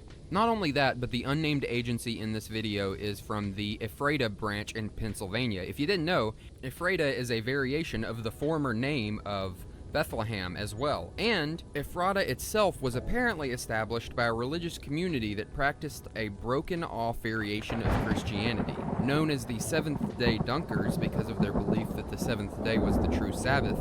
These individuals were celibate, slept on wooden benches, and would wake up in the middle of the night to watch for the second coming of Christ, and they also didn't eat meat. This group practiced a variation of Christianity that practiced two things that I particularly find interesting for this video, which is love feasts, where they would eat the meals that they believed that Jesus ate, and non-resistance, which is the idea of giving in to authority no matter what, even if they're doing you wrong. Another fun fact that fits into our boiled one theory here is that the only glass trumpet of its kind in North America was found in the original location of their habitation. The hearing of trumpets is often heralded as something that will happen when angels arrive. A hole opening up in the sky to rain down blood seems very biblical as well. The themes of birth, the idea of a fetal fanfare, and a feast. This might be a long shot theory, but it seems to me like whatever this is, Phenomena 228, or the Tree of Hell, or whatever you want to call it, is preparing people to be a meal for some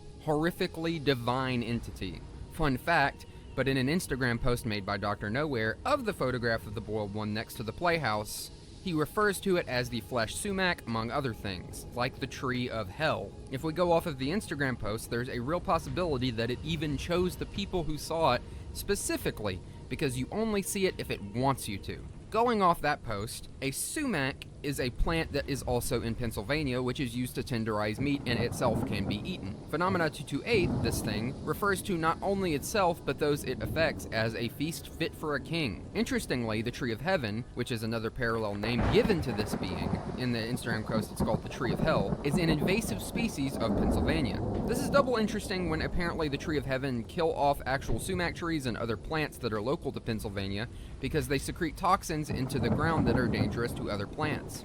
They also look like sumacs, so you could argue that this thing, Phenomena 228, is an invasive species because it doesn't belong in our dimension. With all that in mind, the idea of birth, the trumpets, the constant biblical themes, the fact that the invasive Tree of Heaven is called what it is, I think this thing is a parallel of that. An invasive species that is coming in and possibly preparing people to be a meal or doing terrible things to them in preparation for some type of entity. The horns are a herald of that being, as is the rain of blood. These are all things of biblical proportions. I mean, hell, maybe it does this to people to cause them mental anguish, and that's whatever the thing it serves feeds on. I think there's probably something greater at play, and if Dr. Nowhere has greater plans for this little short into the future, and whatever world he's cooked up, we might even get to see this greater horror too, or things that it sends as well. Of course, again, this is all my own theory.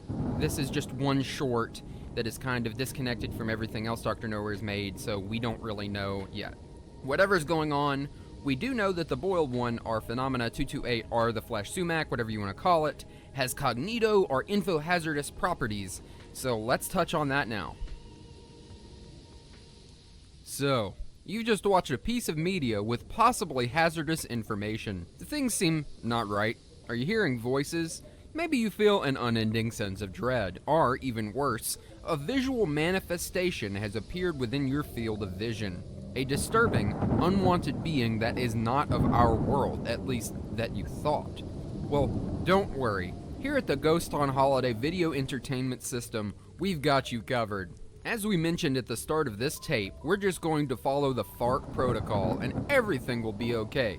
Do you remember FART? We mentioned it at the start, and we're going to tell you more about it now. Maybe you're laughing because it sounds funny. Well, my dear viewer, it's anything but. It could save your life. So let's jog that memory of yours.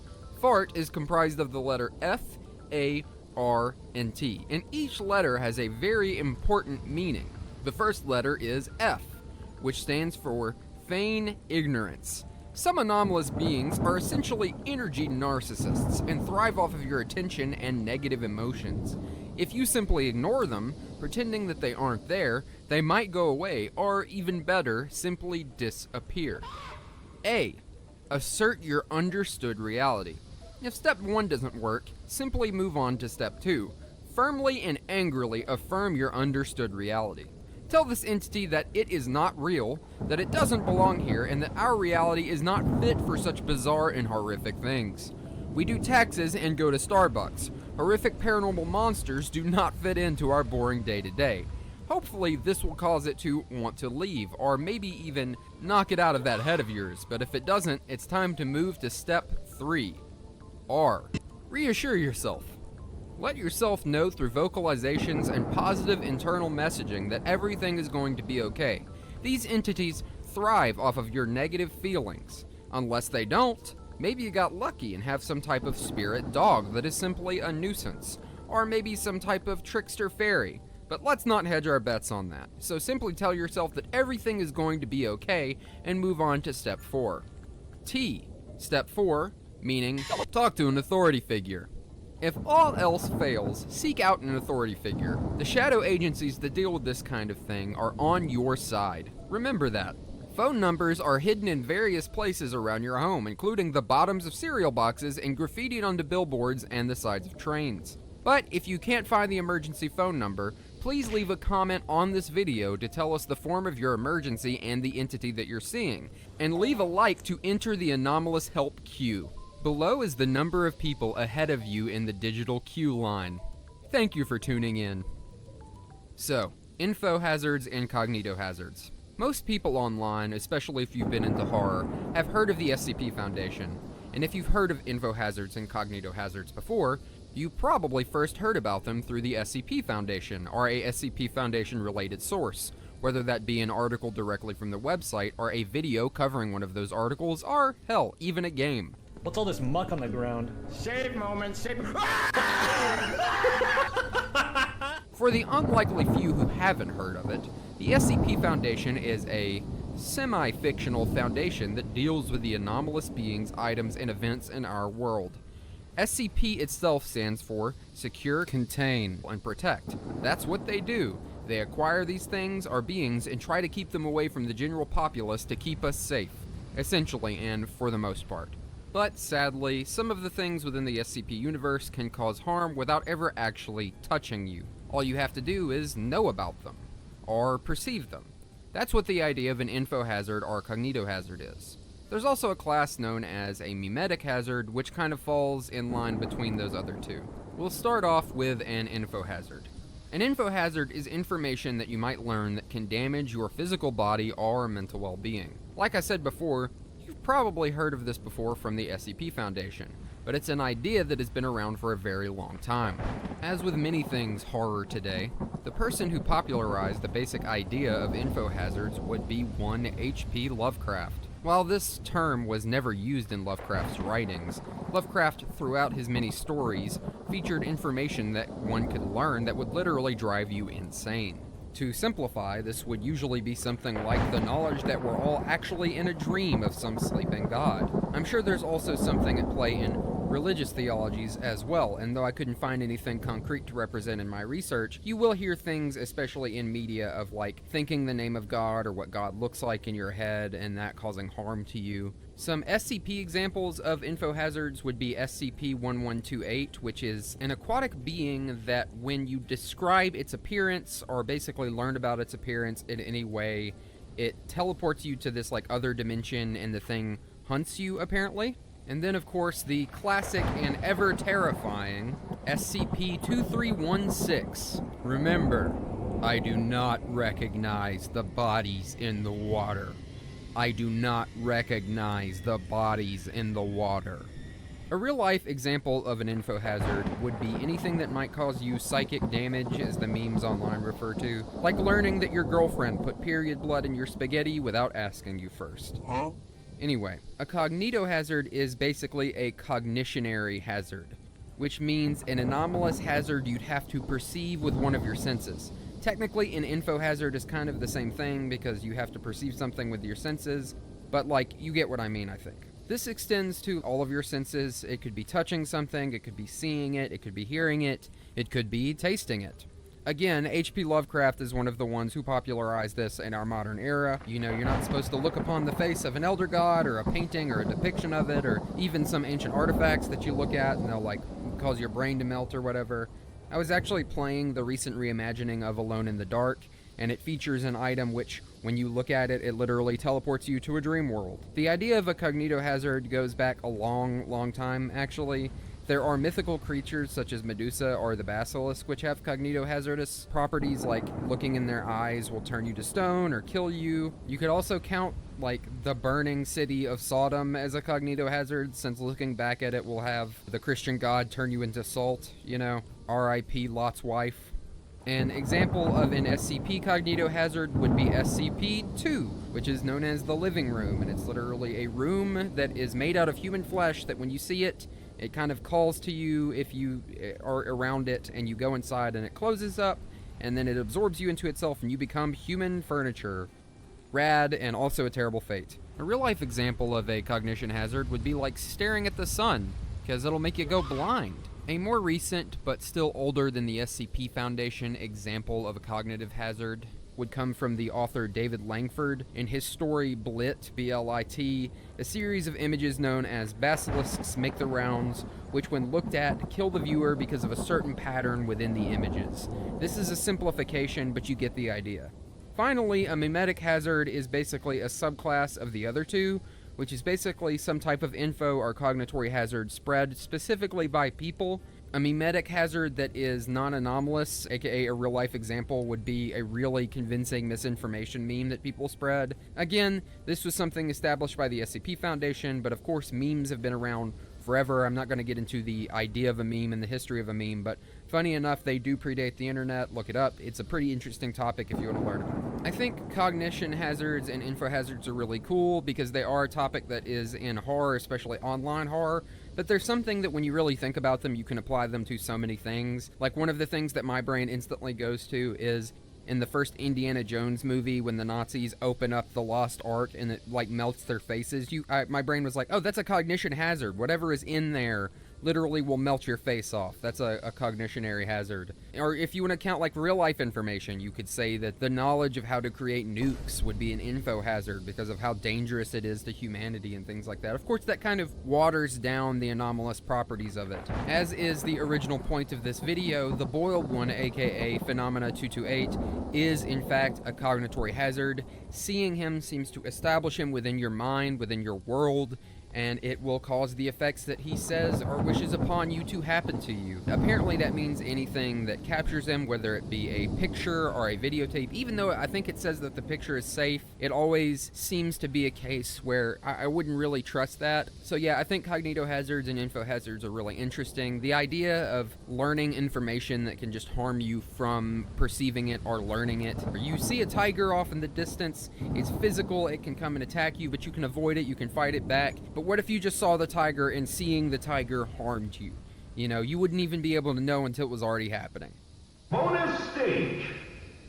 Originally I was going to make a second video, but I decided to keep everything in one place. So here's a little extra, a little bonus. I'm going to go over the other art that Dr. Nowhere has created. Dr. Nowhere seemingly started their content creation journey on Instagram by creating these mixed media works combining their terrifying drawings with real-life photos. These drawings mix well with the low resolution of the photos and look as if these otherworldly and uncanny creatures are actually in the space with the photographer.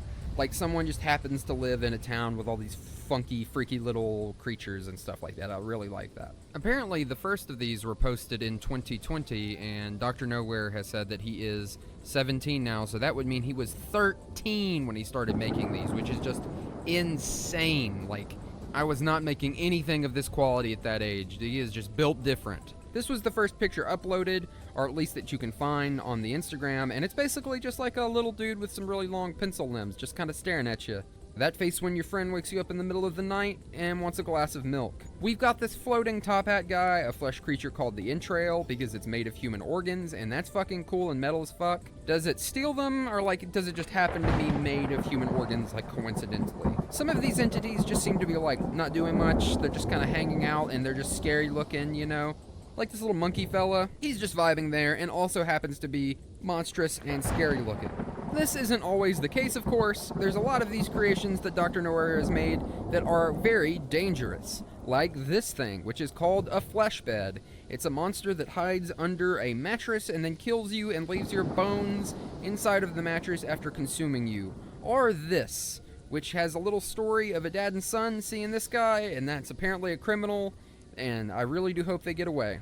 Or this laughing guy, which I just think is kind of funny, but apparently he killed the two people that are in the description's story. Yeesh. We gotta cancel this guy. You can't just get away with that. But yeah, some of these entities are dangerous, like really dangerous. But then there's this dude. It's just a deer with long legs. Doesn't really seem like it has any ill intent, just some long gangly ass legs. Or this, bedtime friend. Aw, friend. If any of this looks cool to you, please go check out Dr. Nowhere's Instagram. Honestly, a lot of his art is just really fucking cool and scary. You can see some of my favorites on screen right now. Some are just little pieces of art, some have stories attached to them, little vignettes written by Dr. Nowhere. It's all really interesting.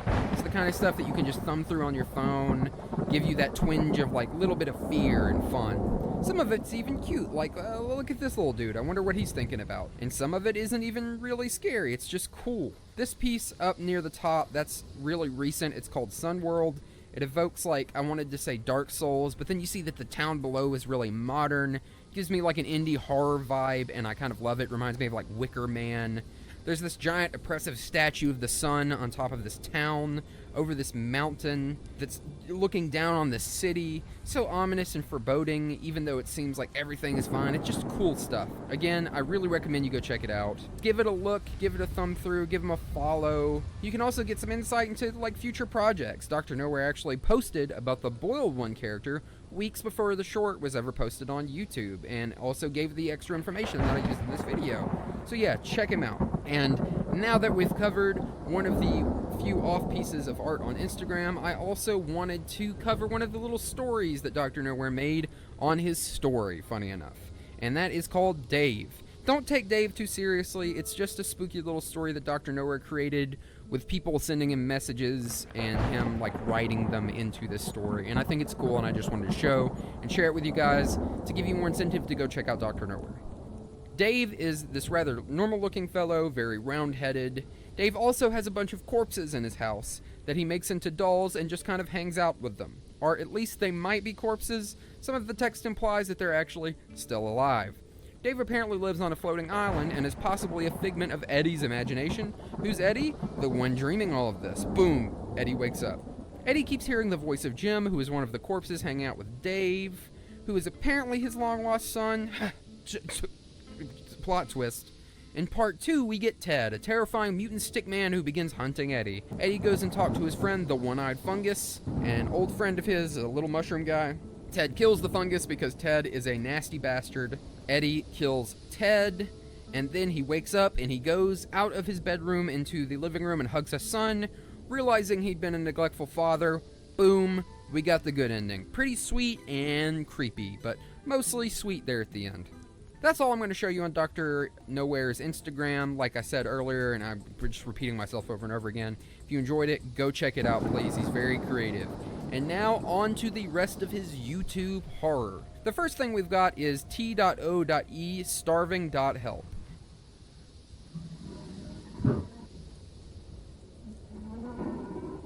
This is a really short video of this terrifying thing just banging on some glass as if it's trying to get out.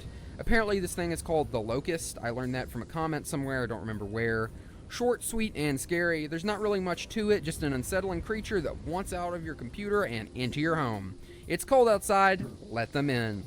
But soon we actually figure out there's more to this than we thought. Next we've got, has this ever happened to you? All the lights. We have a brilliant solution.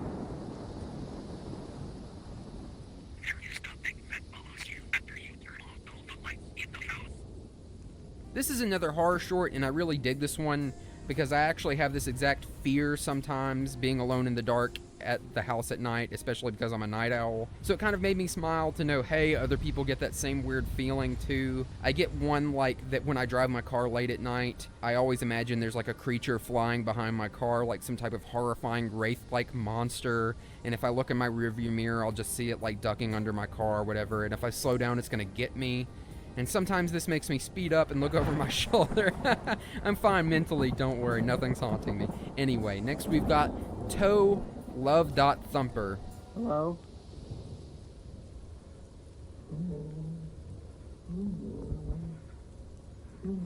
What do you want? Seemingly the same creature from the other short is back. I was right the first time, but instead of it being in someone's computer, it's in their TV screen. It gets out seemingly as they try to tell it to like stop, and eventually it gets them. The ending has this text saying that the body appeared to be untouched, which you know implies that they found whoever it was that it killed, but there were no signs as to how it killed them. I like that there's a mix of different horror vignettes with these different little series. You've got this Toe series, you've got these other little shorts, then you've got the boiled one. They're all very different. It's just seeming like Dr. Nowhere has these ideas, and he's just kind of throwing them out there, and I dig that. Also, I wanted to add this just randomly, but like I keep getting shivers because it's late at night while I'm editing this, and it's just, these are scary, genuinely just scary to look at even without the audio.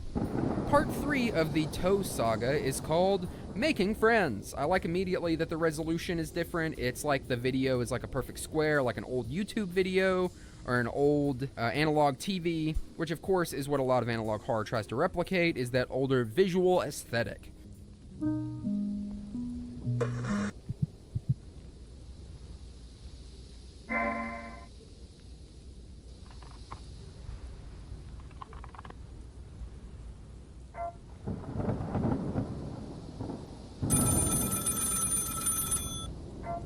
Now we're getting somewhere. This one adds a bit more intrigue.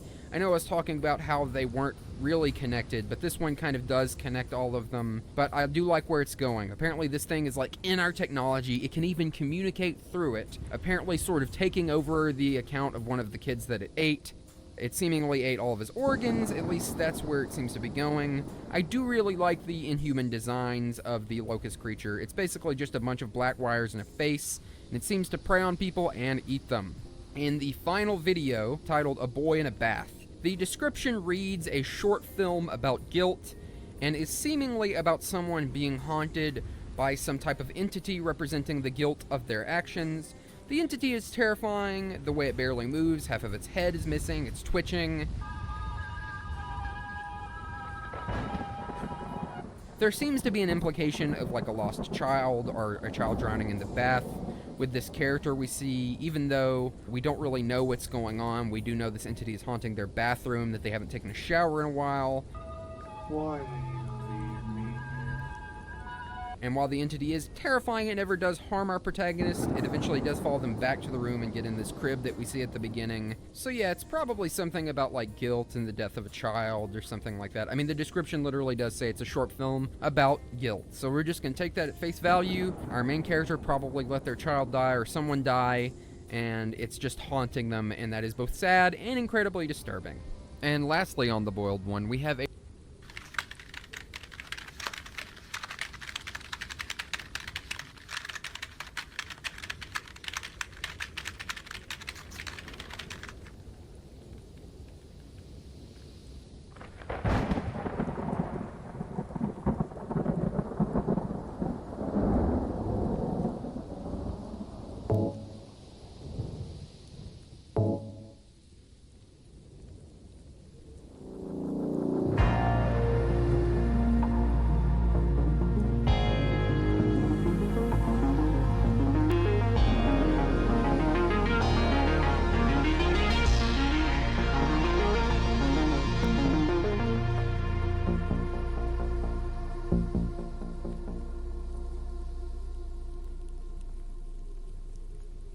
In the past few years, a trend has cropped up centering on something very dear to me.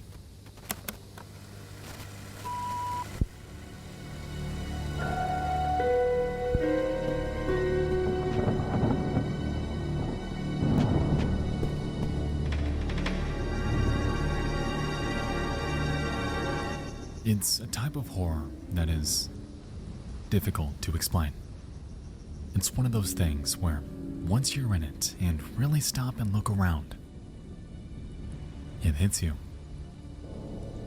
Allow me to introduce you to a little something called PS1 horror, an entire genre rooted in the idea that, for those of us who grew up during the era, the ambience and graphic fidelity, or lack thereof, of popular PS1 titles had set a very specific mood that bordered on being unsettling, even if the source material wasn't.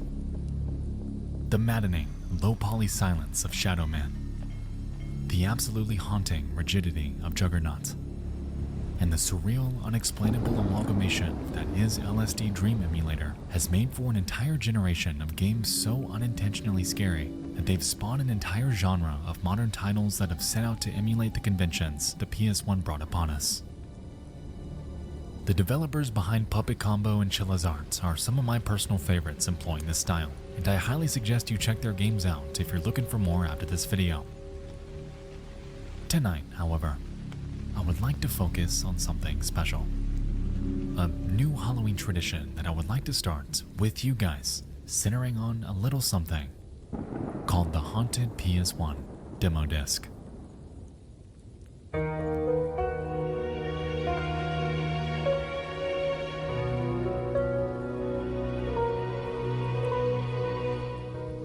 The Haunted PS1 Demo Disc is a collection of PS1-like demos curated each year into a free downloadable file on itch.io. These compilations began in 2020 and tended to recreate the old-school feel of classic PS1 demo discs that were so incredibly popular back in the day. The difference between those and these, however, lie in the fact that within those from Haunted PS1, the games are intricately crafted to feel haunted, to frighten you, to give you that sense that something isn't right.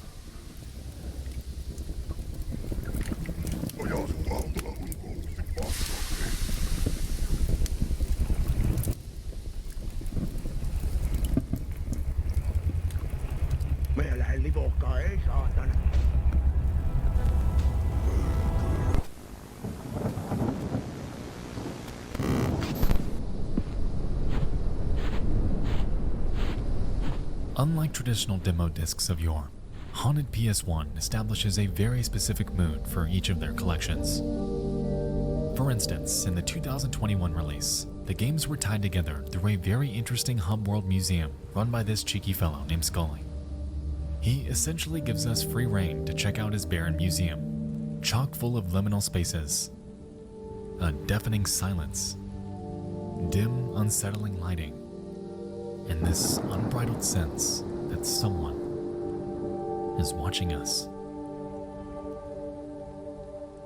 It's a game within a game, and I think that's what makes the Haunted PS1 demo disc so special. They foster exploration, replayability, and consistent discovery at your own leisure, and even hold secrets for those willing to entertain the game's puzzles, because yes, these hub worlds have them, and yes, they're pretty damn cool.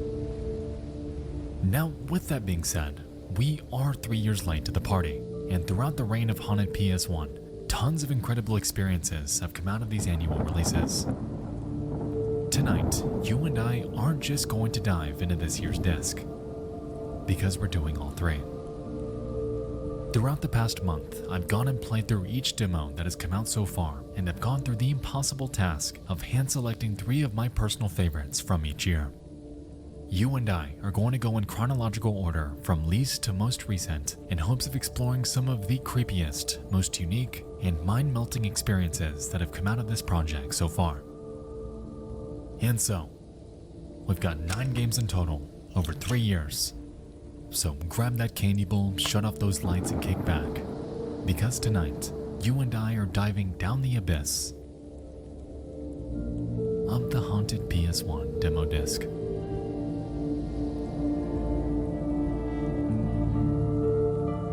Good morning.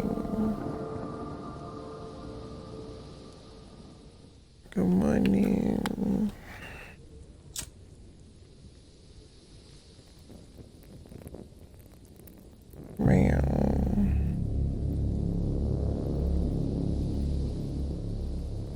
Roused by the crackle of static, a lingering sense of dread crawls across the floor.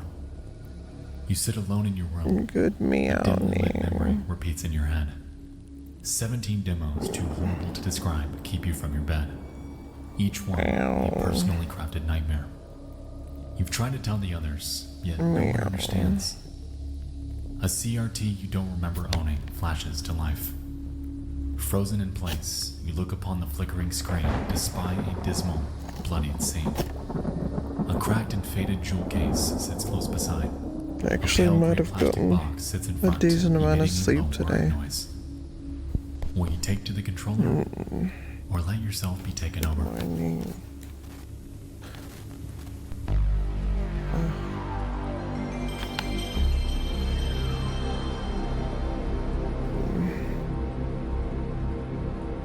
Hi. Good morning, Random Go. Good morning, Nyan. Good morning, Matheson. Good morning, Yuki. Good morning, CJ. Good morning, Dan. Good morning, Trey. Good morning, Bayer. Good morning, Blalen. Good morning, Nazumi. Contrary to the others, unfortunately the collection for 2020 isn't banded together by any sort of fancy museum or mall. But that's okay, because we're here for the demos anyway. And also this menu is pretty damn cool. Matheson, you get some good sleep. First up on our journey is a game called Filthbreed, created by a dev named B. Zaroza, and described as the following. How'd you Filth sleep, comes crawling blah. out of the cracks. Let's get to it. Better.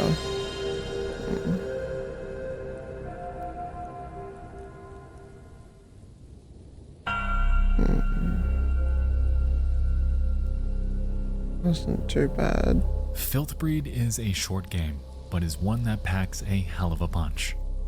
Here, we take the role of an amateur detective, dispatched to investigate a string of strange disappearances that have taken place around Detroit within the past few months. I'm using the index right now. A truck driver named Lewis Burton is the prime suspect. However, rumors have been circulating about him being abducted by this strange group and held captive in an unknown location.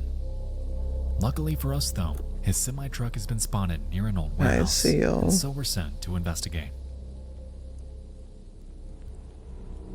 It is though. It is so cute to see someone fall asleep with face tracking on. Yeah, no. I kept watching Amber's eyes just like nod away.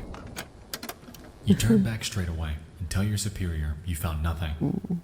Your quick return and short report raises some eyebrows in the office, but nobody was buying that cold nonsense anyway. You feel like an absolute coward and quit the force shortly after. The trail goes cold, and the case is eventually archived. So like, what the fuck is this video that's playing in the bottom? Well, there you go. Alright, for real. Yes, this game does have multiple endings, and yes, you can wuss out. For those willing to see what lies within, however, you're in for a ride. I know what to put there. We begin within a warehouse. It seems to have been abandoned for quite some time. Trash lines the hallways, and notes are scattered, giving us some backstory on the world being built here.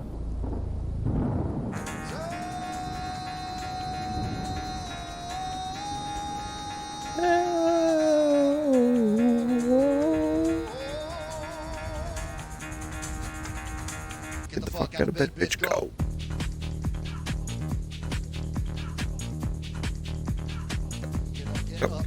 Get up!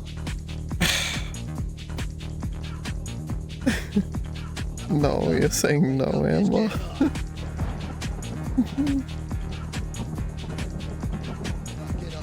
Got to leave mute.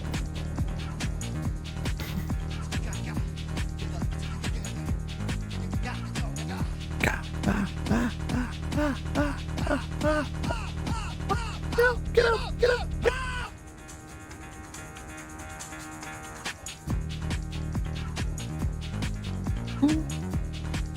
Is Ambu? You're mute. There are hidden gems yeah, she is. everywhere Yeah, on big kitten, you Steam. didn't know? Yeah. Amber's my mute. That's my mute. Amber.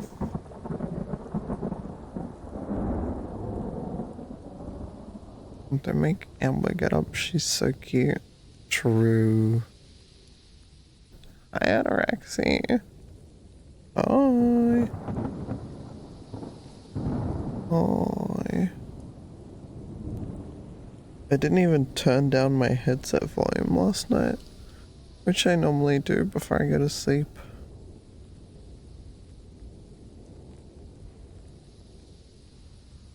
don't even remember waking up. Holy. Tier 3? What the? Yo.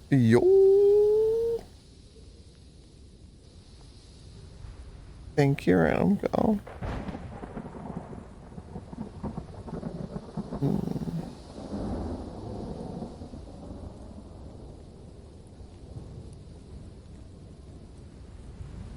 Where's my water bottle? Water bottle.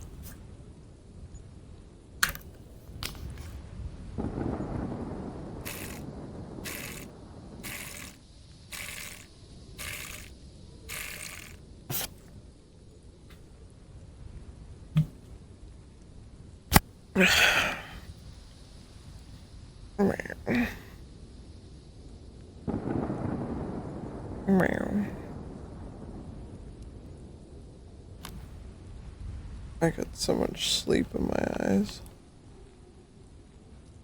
I'm eeping for real.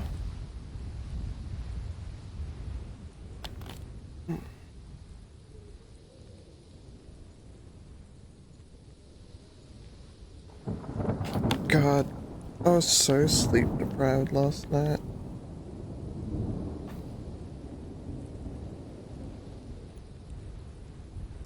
Who here was awake for the bleh last night? Bleh. I argue. I random call. Hey, yuppie kitten. Hey, mushroom girl. I had a. I'm feeling deprived.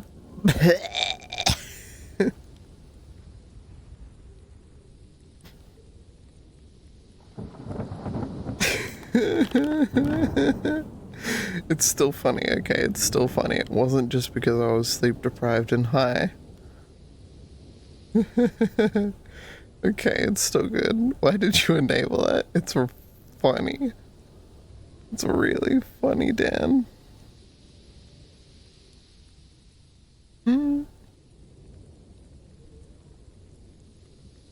What? Who killed Son of Math?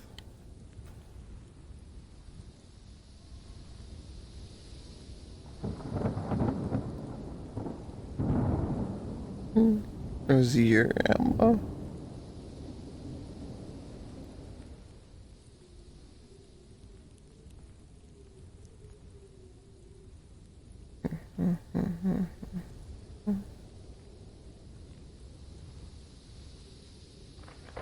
Bah.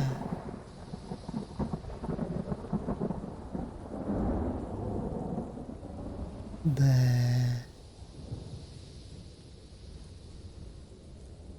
Power's back on. Yippee! Unfortunate about losing power.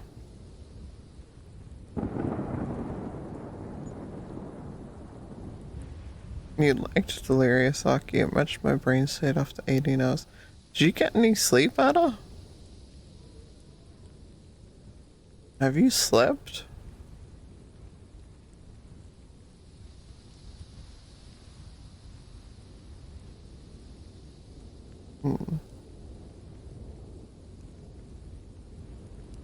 Hey, go. Went to bed at 7 AM and woke up at noon. Okay, you got some sleep. Your elbow doing things, Emma. How your elbow move like that? Hey, yo, girl, wanna go to a private and show me how those elbows move?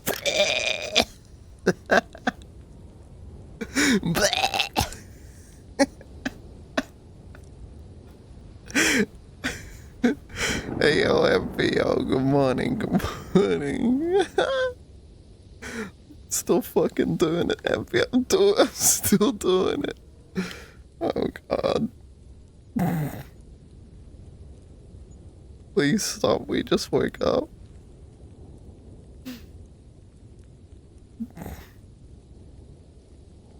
Dude, I'm having a freaky morning, you know how it is.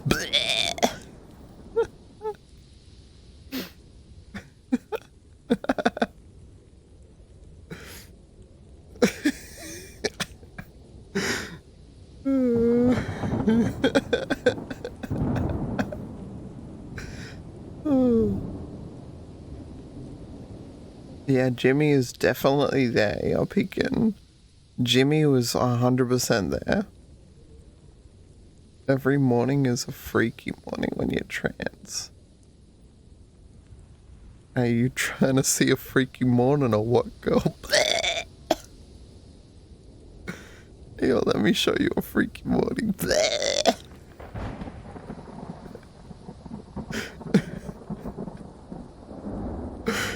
Rise and shine if you know what I mean, girl.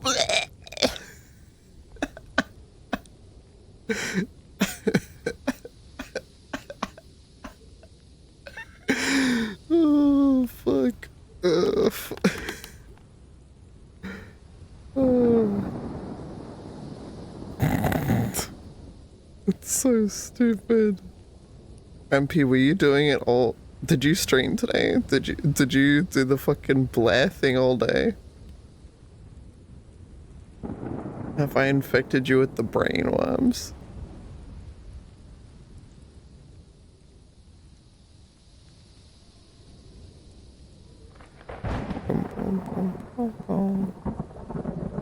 Is this a new brainworm? I fell asleep. Yeah, I did a short one and no, I did not because I can't catch autism again. So last night, random girl, for the last like few hours before I went to sleep, maybe like the last hour or so, I kept noticing that stupid fucking bleh 2 emote with the gigantic tongue out because we were watching Zoil play Elden Ring and River kept typing some heinous shit with that emote in Zoil's chat like, hey, freaky Zoil.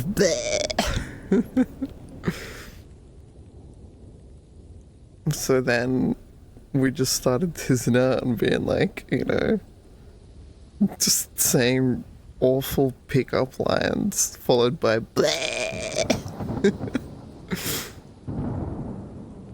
You know, the type of pickup lines that you would see the guy in that emote say to you with that image.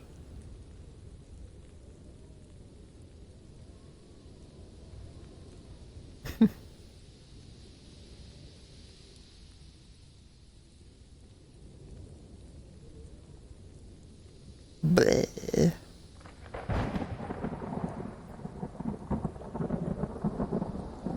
This lightning kind of loud. A girl without her cock and balls is like an angel without her wings. Bleh.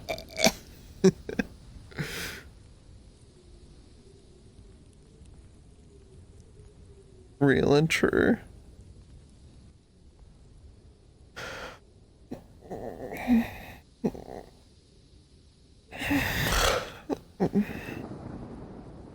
Bleh.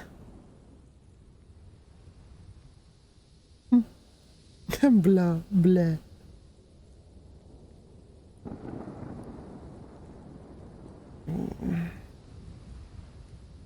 I have to get out.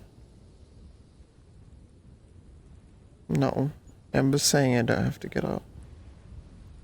There's blah, and then there's bleh. Bleh.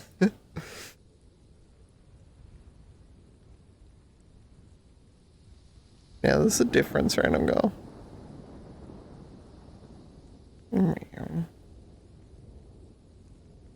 Amber.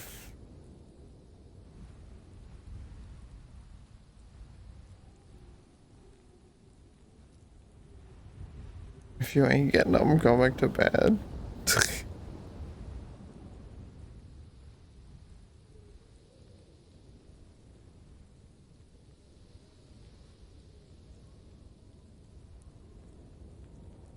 Simply watch the streamer stream from her bed in bed. You trying to go back to bed without me? Bleh.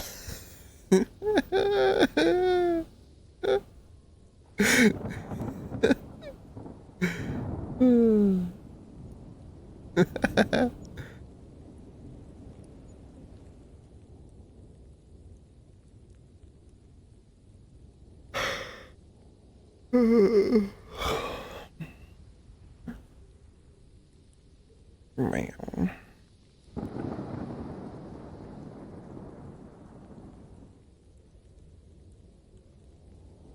This is an apathon now. Okay, good night.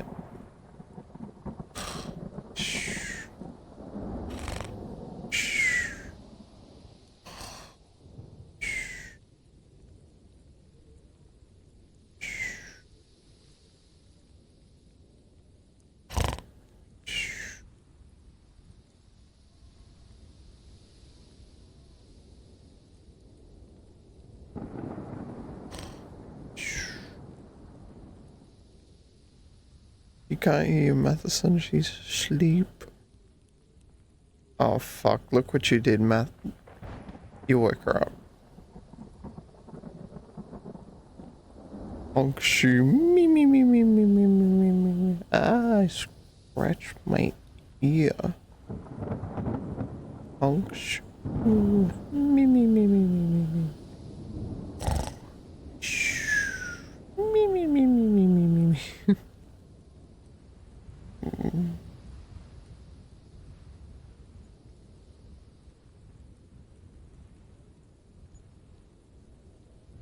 How are you supposed to get up when a mute is cuddling you?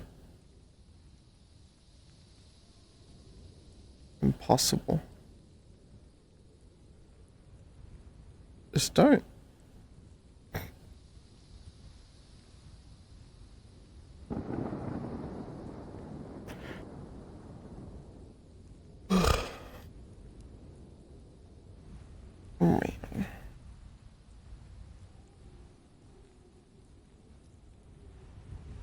Meow.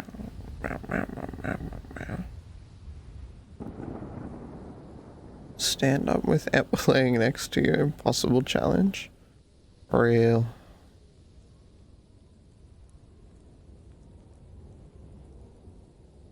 If anyone would know, it'd be you. I'm so stupid and useless. Someone teach me how to behave. Bleh.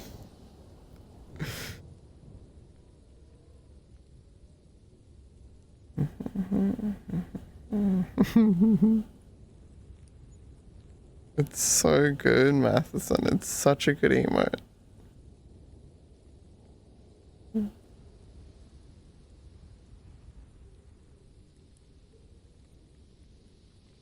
Sound like the women I flirt with. But I don't have enough crayons for that. Bleh.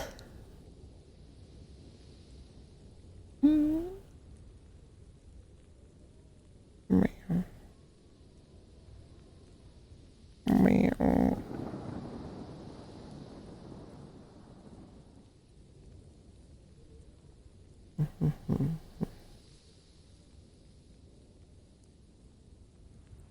There's only one crayon I want from you. Bleh. This fucking guy. Rest in peace. It was really good though. He's just a guy. He's just a guy. This officer is this man that was harassing me. At Twitch, unsolicited sexual advantages. At Twitch, unsolicited sexual advantages.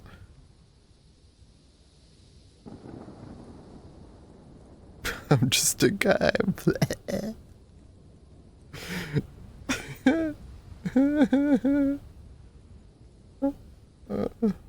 My brain is rotten. My brain is so rotten.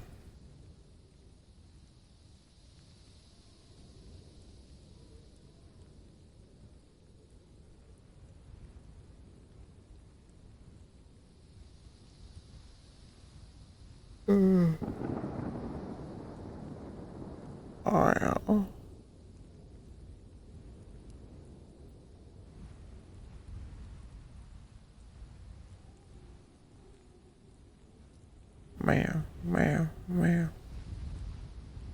Meow.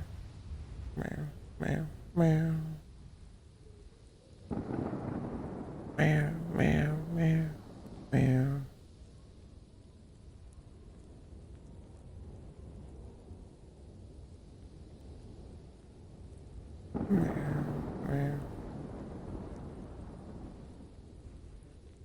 More like freaky girl 16, 49, 46, 29. Blah, fuck. Fuck. God damn it. Burp.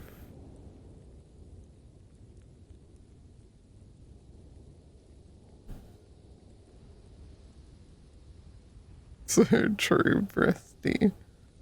So true.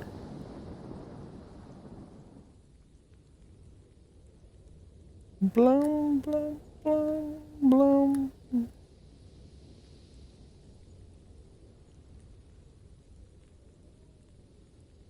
Meow, meow, meow, meow.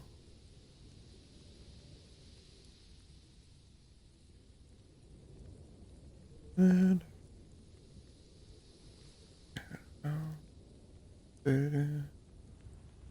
show me how those prescriptions are filled.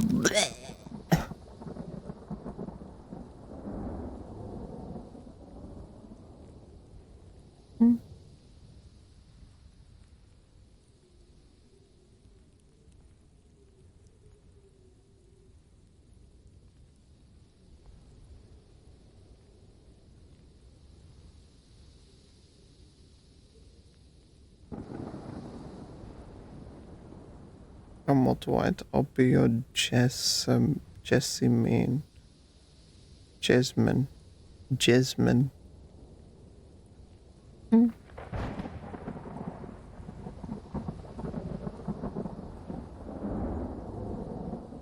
Fucking the E deal of E.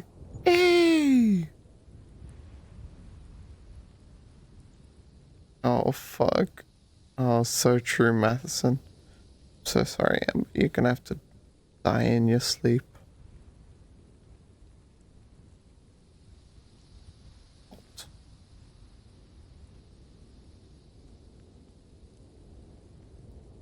Meow.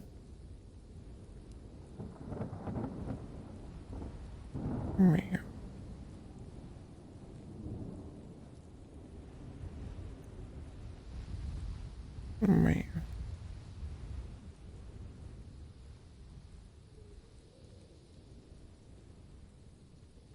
Meow, meow, meow, meow, meow. Love E. Huh?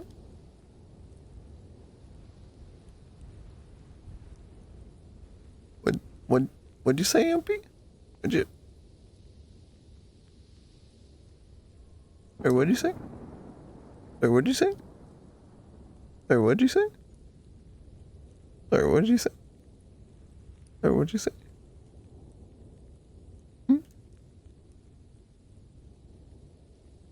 Meow, meow, meow, meow, meow, meow, meow, meow, meow. Amber, you're in the pillow. I'm moving so you're not in the pillow. My hands are not on the controllers.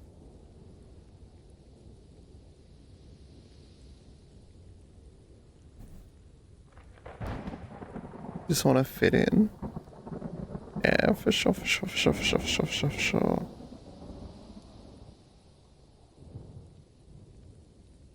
Meow, meow, meow.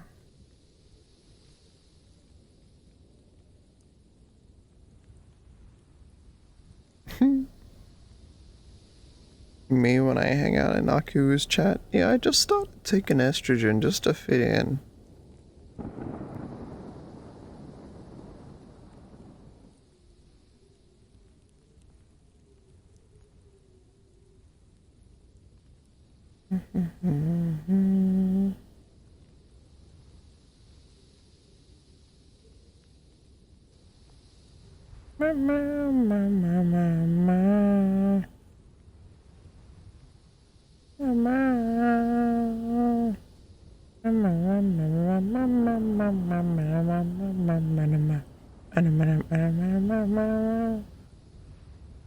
Look, she's speaking, chat. She's speaking. Meow. Meow, meow, meow, meow, meow,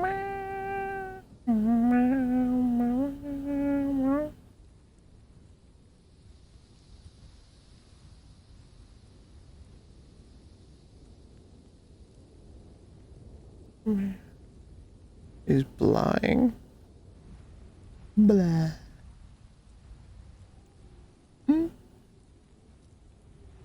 Blah, blah, blah.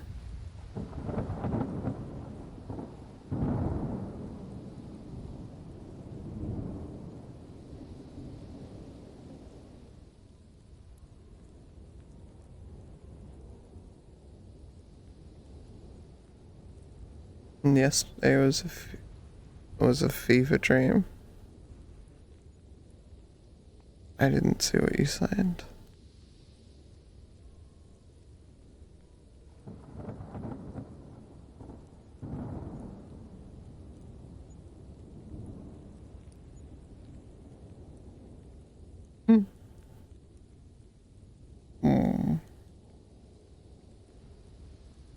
Man.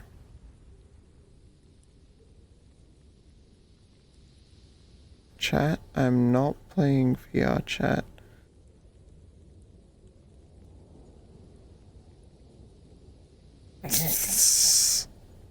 No shot.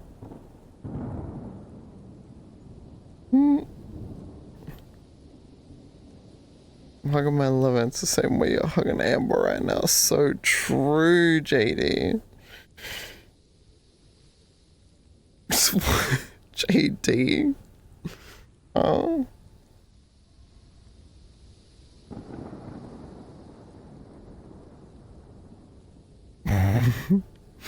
Hey, I'm hugging my lover, it's the same way you're hugging Amber right now. Bleh.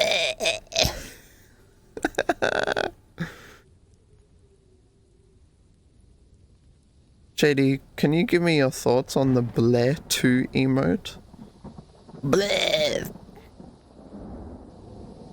It's a good one. You should add it in Rob's chat.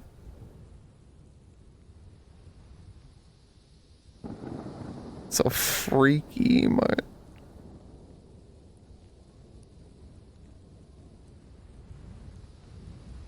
Why is it 2? We only have the 1? No idea. That's just the default name of it.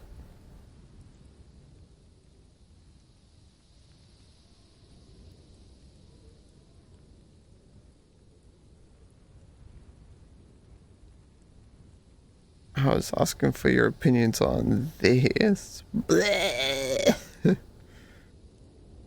This is oil version.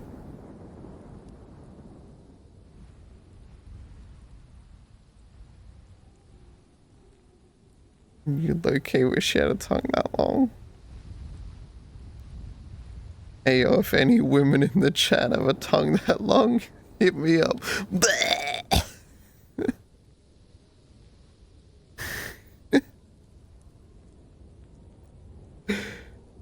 Did I get good ape? I think so. Totally. It's STB.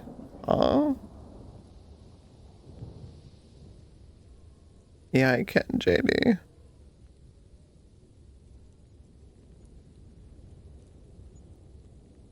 Ember's yawning.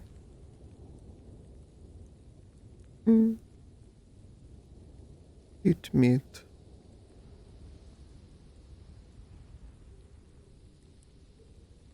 I'm clicking.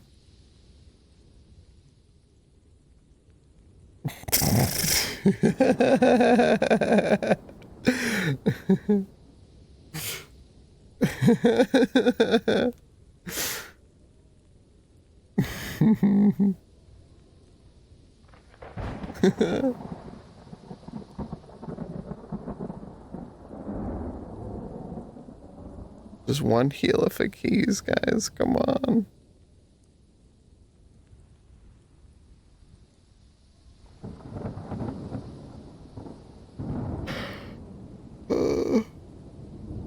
Meow, meow, meow, meow. Ow. 5, 6, 7, or 9. I should get up. I should take this headset off. No.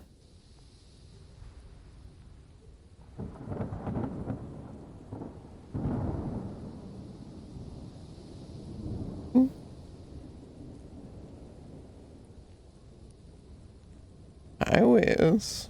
Good morning, Wiz. Meow.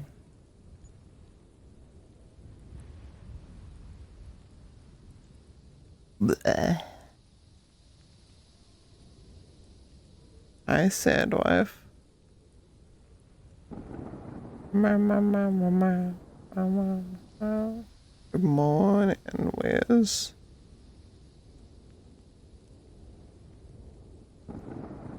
Good morning, Sarah. Did you sleep better today? I did. It was probably the THC oil that I put underneath my tongue before I went to sleep. Yippee! I think I probably slept like 6.5 hours today. That's big. It's big beefy.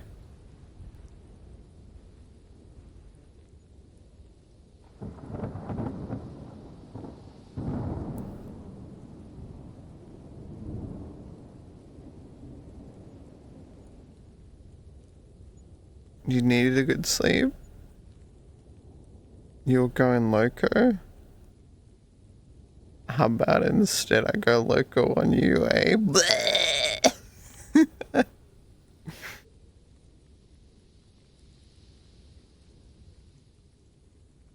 Really, Amber? That's funny.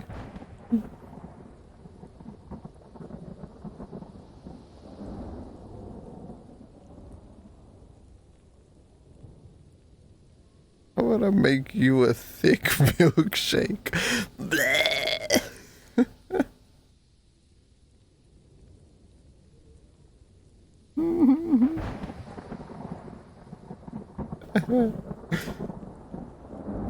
Wait, true, Amber. A thick milkshake. Okay, I'm now cuddling myself. Yes. Yippee.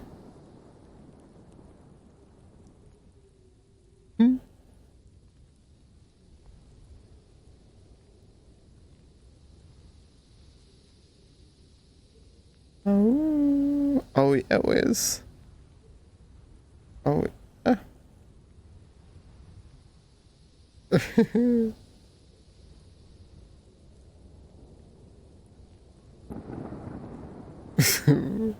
Bless on.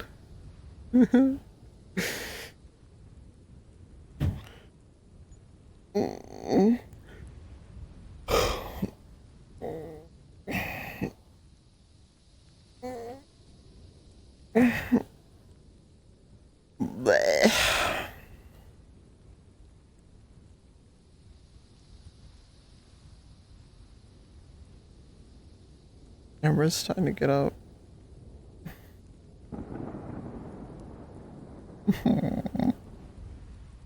Cute. Amber.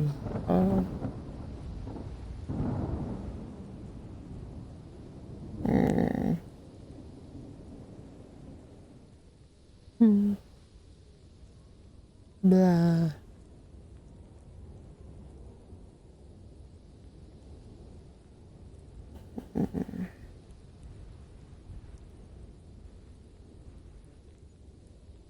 Oh, it's Groovy Tuesdays? Hi, Groovy. I miss Tuesday. Hello. Hi. Hi, Groovy. Hi. I just woke up. Good morning. Hi. Look, guys. Grain here. Grain. No way, green. He's so green. It's Mimten. Blah. Green mute. Good morning, green mute. Green. Green. Shit, there's only 13 hours left on the timer. It's gonna end. Today. Yippee! I scratch my ear.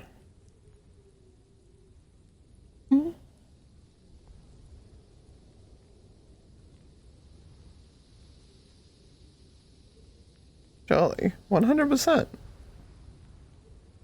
They're gifted today.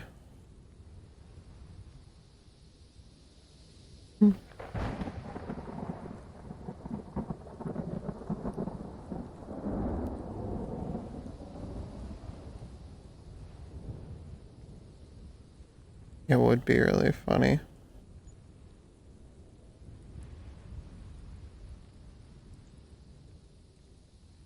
Oh, God, I need me a woman right now. Oh. Oh. Wait. Come on.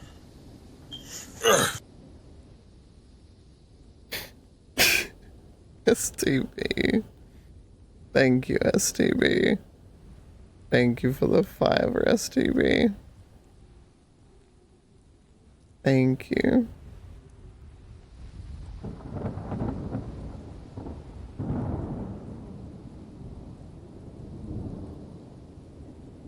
Blah. Time to get up. It's time to get up. Time to get up. It's time to get up.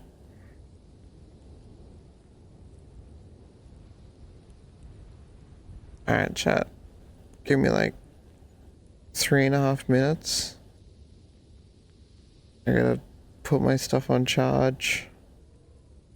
Go pee. And then I'll be up. Alright, that's the plan.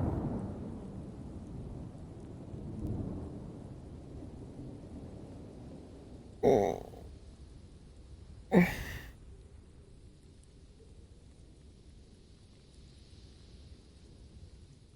Go eat and shower. Alright. Bleh. I already played that random girl. Lobo.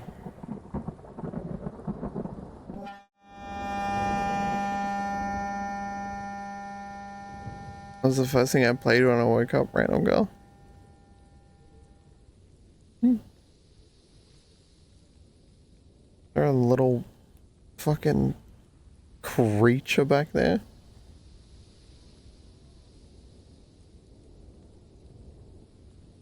Hi, Benny. Hi, good morning. Good morning, Benny. Good morning. Hit a clock into your shift or what, pal? Yeah, I'm clocked in. Squeak.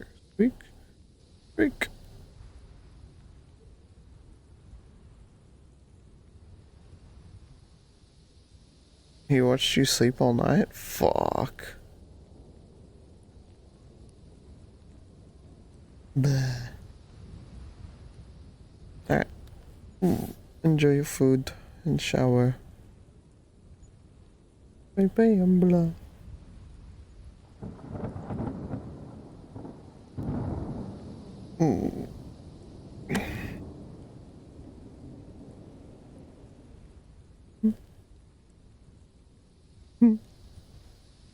Right.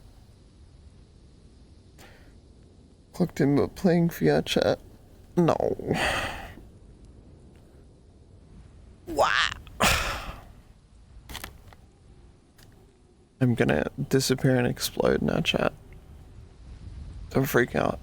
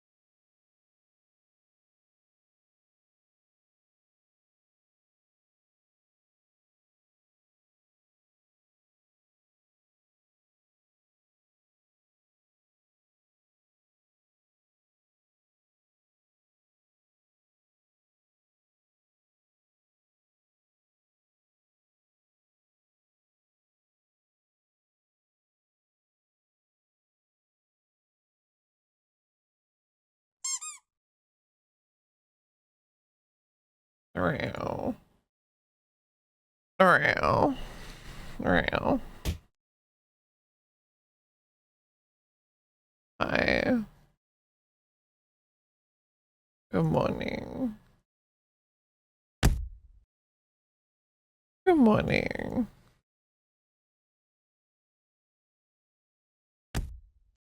He's throwing stuff. Brown.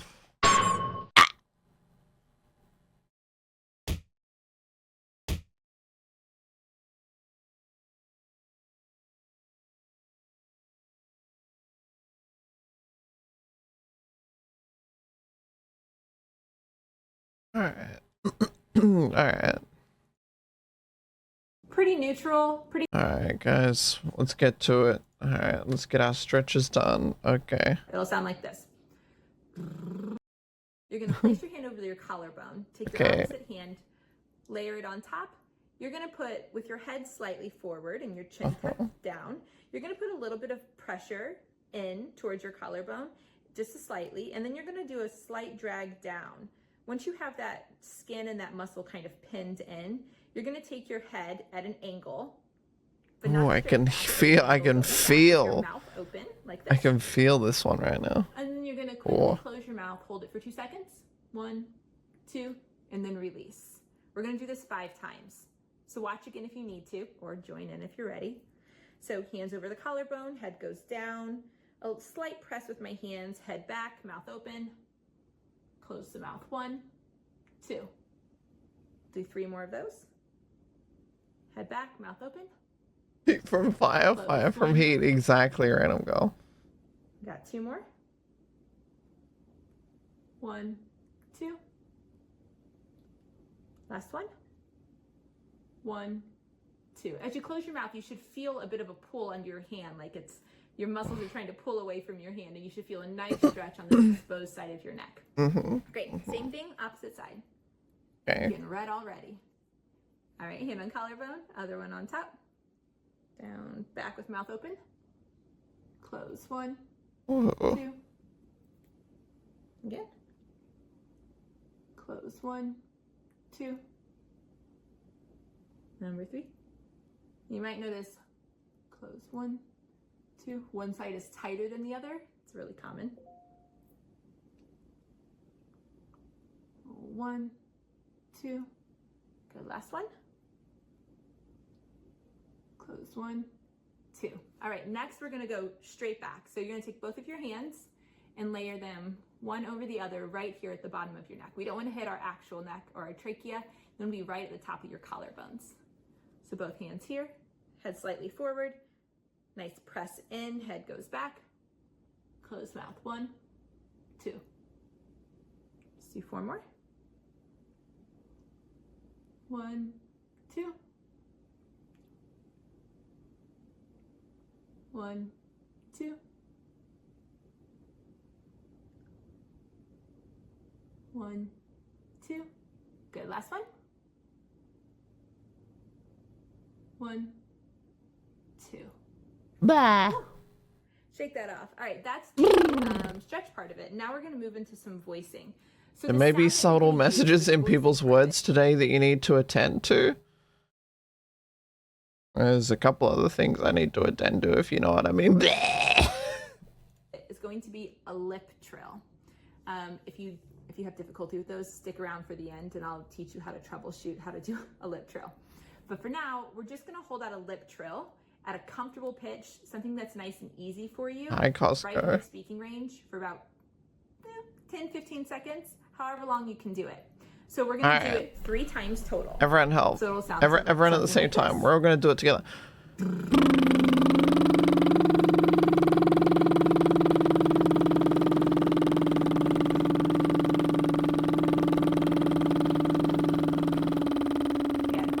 Hold it out as long as you can. We're going to do 3. So that was 1. Okay. Another one.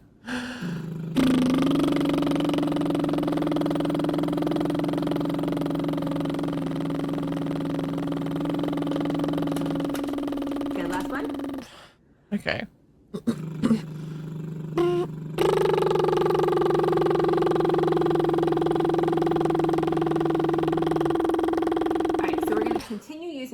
drill, but this time we're gonna play around with some pitch movement as well. Give a nice stretch and also some smooth warm-ups.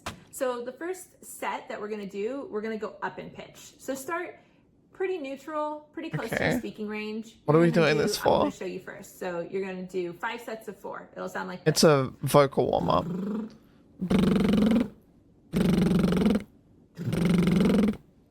Good. Now the next time you're gonna go a tiny bit higher.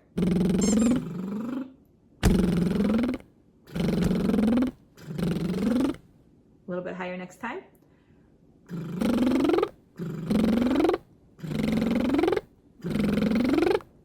Next one.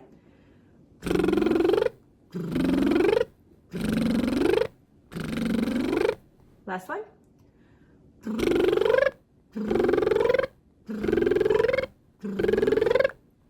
Great, so we're gonna do the same exact thing, this time going down.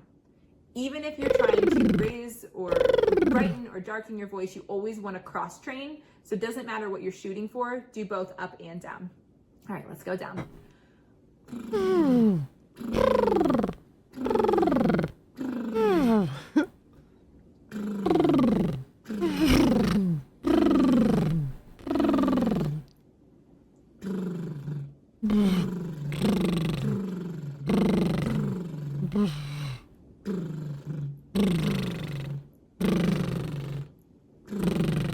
Last one.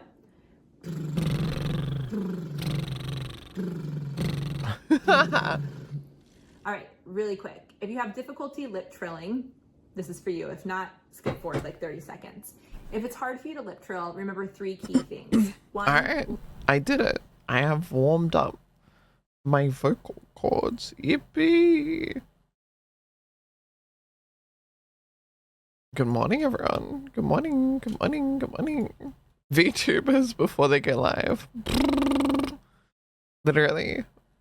Me. For real, for real. Me. For real, for real. Hi, Random Girl. Hi, Trick 9. Sorry it took me a little bit to get to the computer. I don't know why. I've been having panic attacks when I wake up in the morning. I don't know what the fuck is wrong with me. But like my ass started having a panic attack just as I took the headset off. So I kind of sat on the floor for a little bit. It's been happening for a few months. Like once or twice a week, I just wake up and have a panic attack. And it's like, I don't know about anyone else who gets panic attacks, but like when I get panic attacks, I like feel physical pain in my chest. It's like crippling. No, not any worse than usual, Trick 9. Exposure to reality will do that. Just unpanic. Real. Bleh.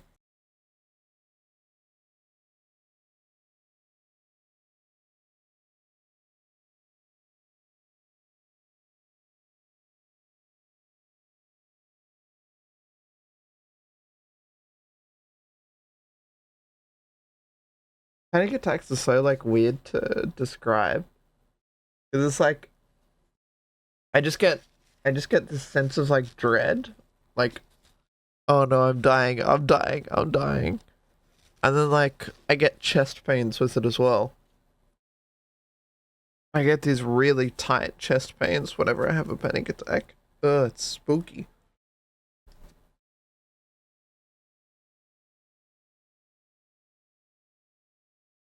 Spooky. My heart just beats out of control. Hey, and I think there's something else you can beat up instead. Sorry, that one was uncalled for.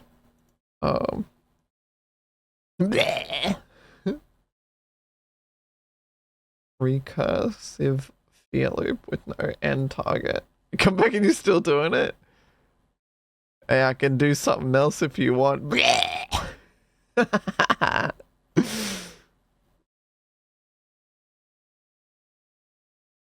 Really, Madison? That's funny.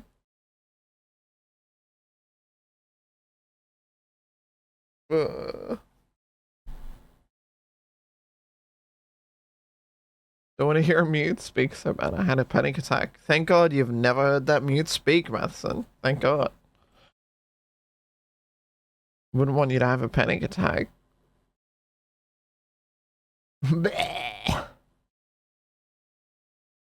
Last panic attack I had was when I rolled 3 times after falling off an electric unicycle. Hello, how long is the stream? Hello, guys. How long stream? Last a month or two? No, no. What?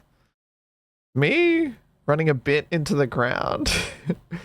Yeah, the stream's pretty long. It's gonna be a long one. Bleh.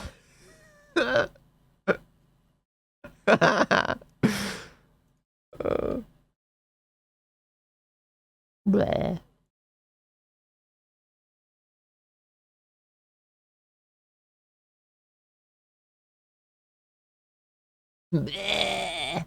I got a long stream.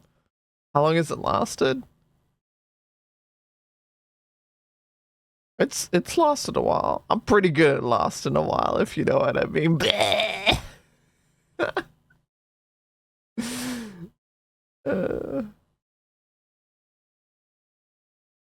Really, Trick 9?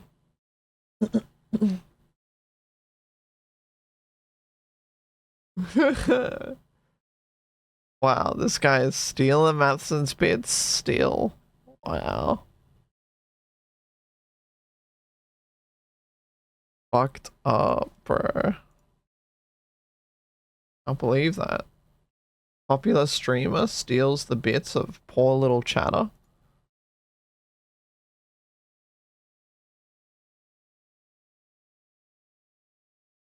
We just sync up like that.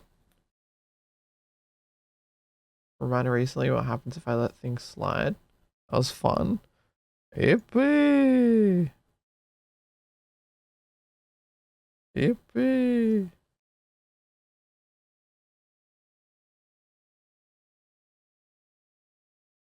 We're just on the same wavelength. Blah.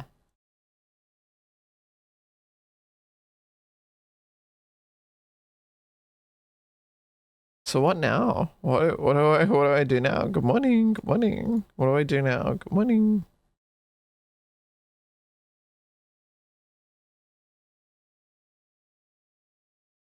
I only get panic attacks when I think I'm late for work.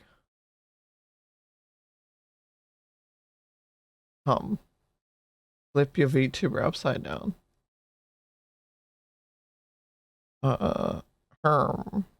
Good morning, Menace. Good morning. Good morning. Can we play Roblox? Hell no. I think what I will do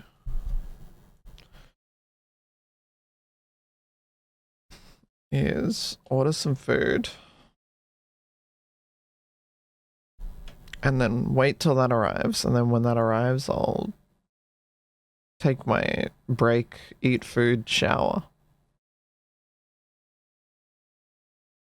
That sounds like a plan. What should I eat though?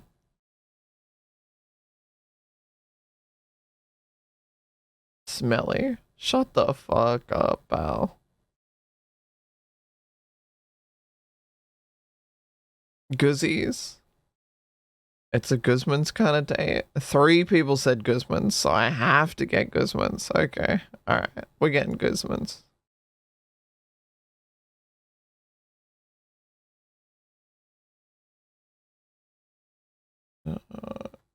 Where I thought Archu Guzman e Gomez. But do you want Guzman's? I always want Guzman's. Guzman's is like literally the best fast food you can buy in Australia. Like that shit. Delicious. Wow. What is it? MP, how long has it been since you've been in Australia? Guzmini Gomez, the like Mexican food. Like, what? How do you not know? It's so expensive though. It's like one of Australia's fastest growing fast food franchises. And it's already trying to go overseas. It's really successful. I've seen so many of them open in the last 5 years.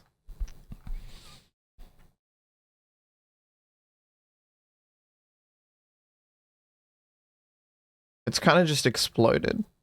Like even tiny little country towns like Dubbo have this fucking thing. Now, anyway. It's just, you know, burritos, nachos, tacos. That's all it is, but it's really fucking good. It's not dog shit like Taco Bell is, you know. Anyone else just kind of want to explode sometimes? Australians discover real Mexican food. Literally. The real question is, do I want nachos or a burrito? What's the Mexican scene like in Australia, like Taco Bell? Nothing, really. Taco Bell, there's like 5 Taco Bells in Australia. There's definitely like less than 10 Taco Bells in Australia.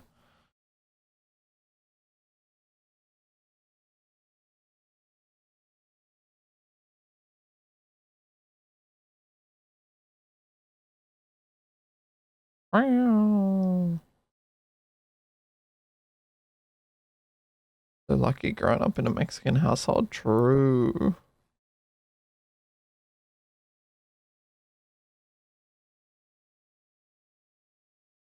Yeah, exactly, Random Girl. Well, there just haven't been like any good Mexican franchises in Australia until this one blew up.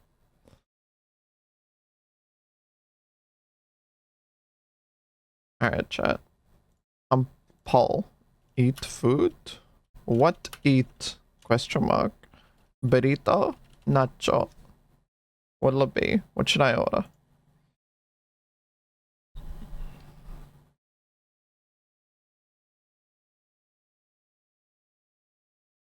Now would you hate me if I said goodbye?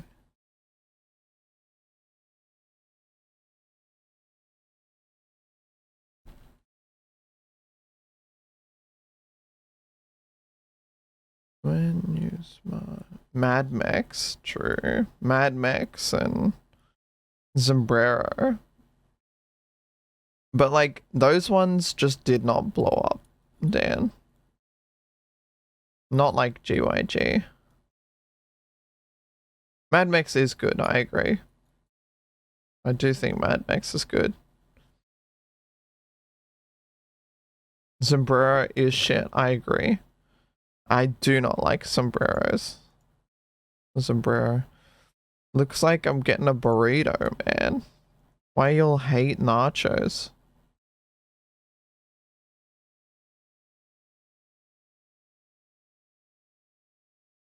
Alright, ground beef, mild, because I'm a bitch.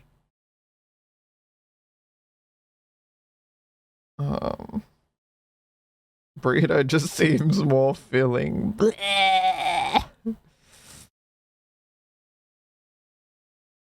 I'll put some jalapenos in it. Can't handle spice? No. Yeah, I can't. I can't handle spice, but I do regularly still order spicy on food and just die from it. Just because it's fun. You know?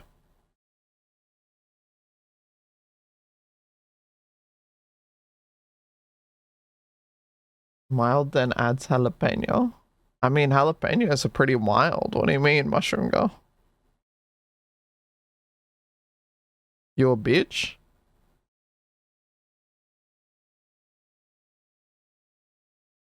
Hot Ones challenge on stream Subathon reel. I definitely don't still have the hot chip sitting in my desk drawer. Definitely not.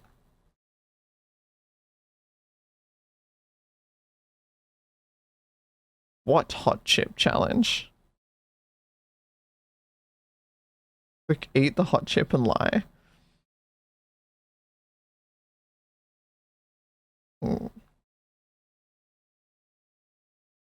Digital family. Or is it me? How do you believe in the sheets? I am ordering burrito.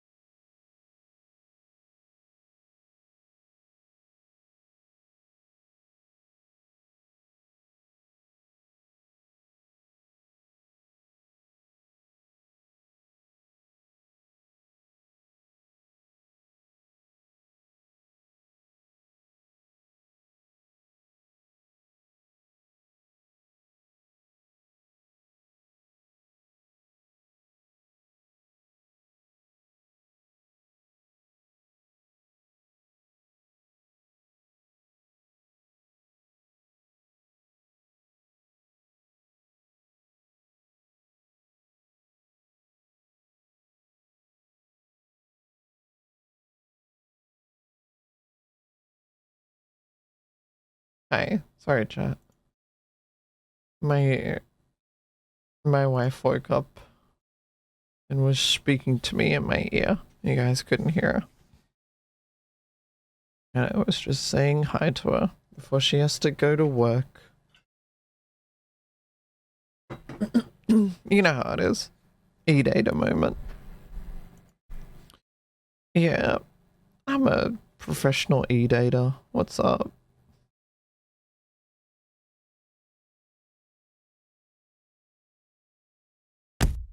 Why? Why? Why'd you throw that, huh? Why the fuck you throw that? You trying to throw hands right now?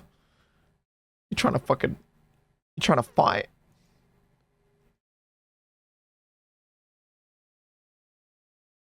I'm a professional. My wife. Another one, really? Huh? What the freak? Why don't you eat yourself some YouTube videos? Oh, that one didn't hit. Back to the workshop on that one, Mushy. Fuck.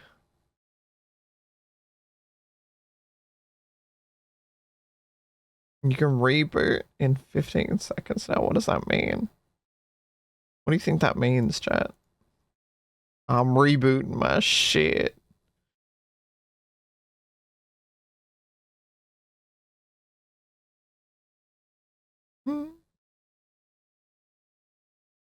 Dude, what the fuck are Dan Henschel videos, man?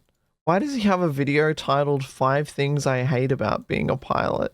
Motherfucker definitely is not a pilot.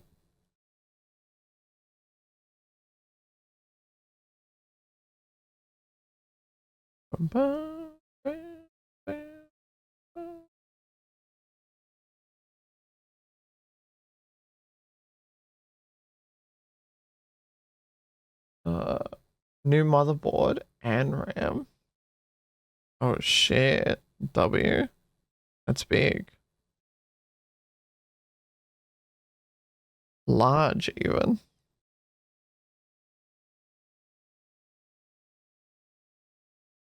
Maybe I could go to court. Maybe there's some role play happening right now.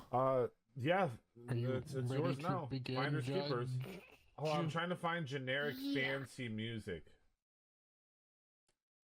Hold on. Alright, role players, if you want to call out people, start from like right here. No, this isn't it. Ignore that witness booth. We're not using that. What kind of music could I use for this chat? Holy shit, you scared me. Go far. Bailiff Lassie, make sure they go to the right sides. Oh. Yeah.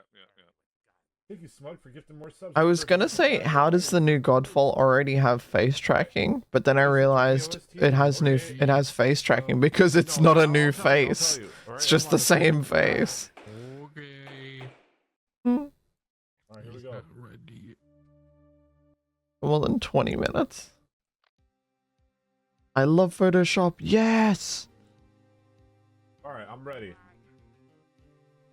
The court will now call forth Matt Uwu versus M.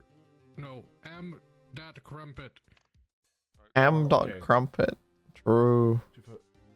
Where did you get those shackles?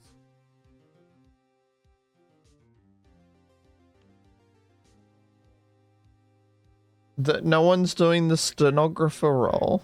What the? Wait, hold on. I know how this works. This isn't how this works. Alright? All rise. Why does he know? Session. Why does he know how it works? The case of Matt Uwu versus whoever the fuck Matt Uwu is against. M. Crumpet. True. Trick. True. Please state your case. You may all sit. Music? You want to play generic game show music for this? Sit down. I'm sorry, Judge. Can Maury be the executioner if I sentence someone to death? God, I wish Maury would execute me. Bleh. Bleh. He did not watch Better Call Saul. Skull emoji. Hi, Lich. Morning, Lich. Alright, Lich, why don't we start our own RP lobby with Blackjack and hookers. Yippee!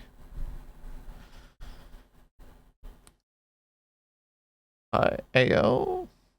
Lich? Ayo?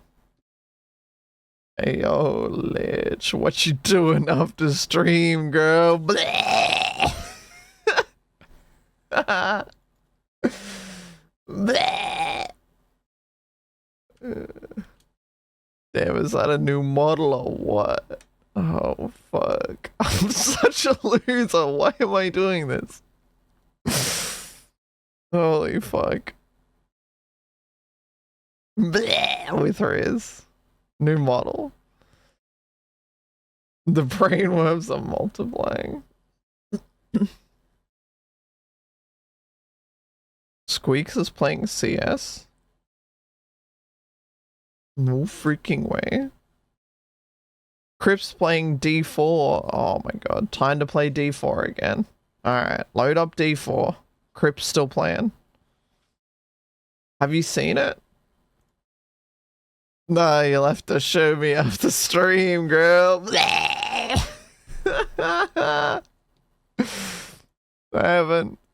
haven't seen it. I was hoping for a private viewing.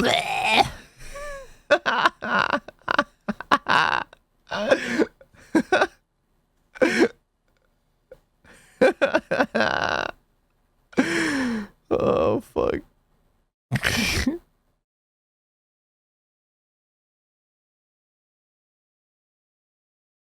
He's still playing OSU. Crazy.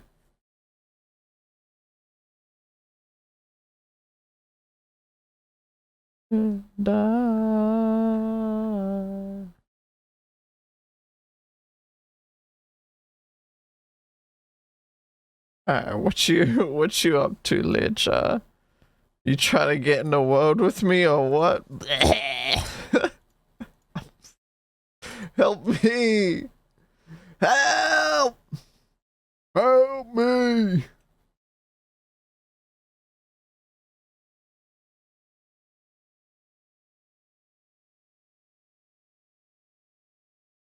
Spongie's playing Minecraft.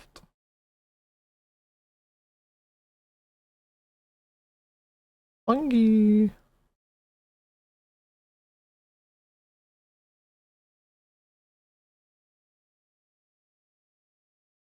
What? You're not a fan? You don't like it, Lich?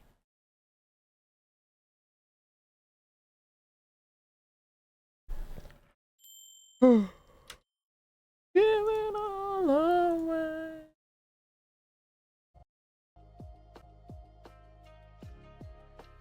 I'm back in the game. We're so fucking back right now.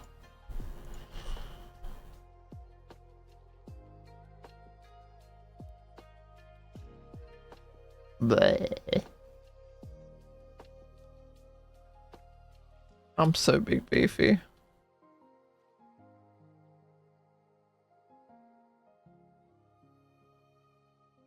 You've already shown it off.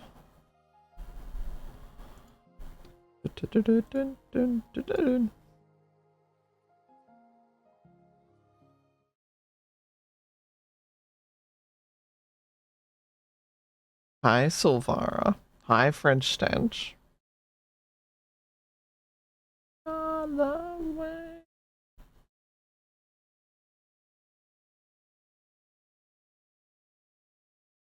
Blah.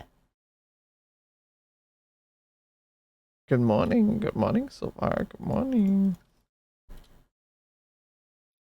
You wanna join the VR chat world and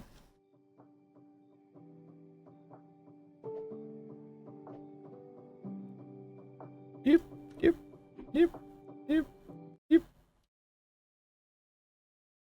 Alright, I'm here. This is my designated streaming world for the last, like, week. I just always come to this world, because it has good lighting. I would love to do more in VR chat, but I keep struggling to set up the Quest 2, right? So I would have no headaches with a Kiwi head strap. It never works out, I get hurts. Yeah, you just kind of have to power through it. You just have to keep using it until it doesn't hurt anymore. Simple. You just keep putting the headset on. So simple. I love you. Anymore. It's mine to speak without you. Why are there so many colors on this map? What's up with that? 5 different colors? What Lichbait would like to join me. There's a banjo as well. It's not a banjo. It's got 6 strings, but it's got the shape of a banjo. That's breaking my brain. Also, the neck is the right size proportion down here, up here. The neck's the right proportions here, but it's not the right proportion down here. That's funny. A 6-string banjo. Banjos also usually have like a shorter string. Like one of the strings are shorter than the others. Walkie's time. Alright, Sada. Alright, Sada, come on. Put the collar on. Not bad, I messed this up. Barely help myself. Bleh.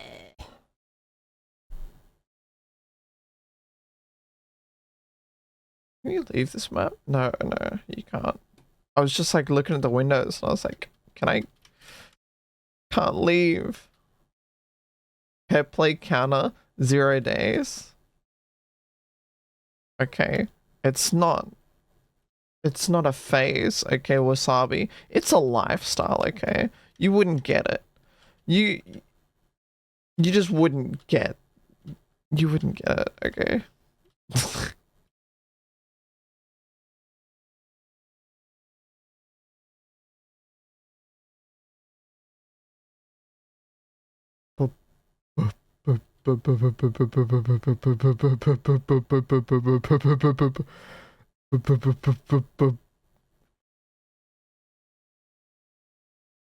Oh my.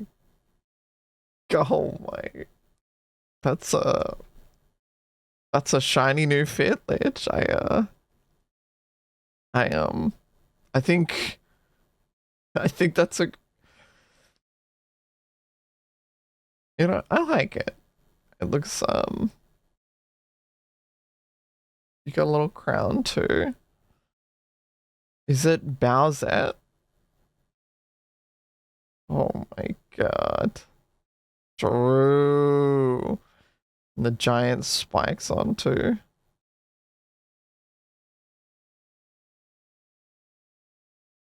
God damn.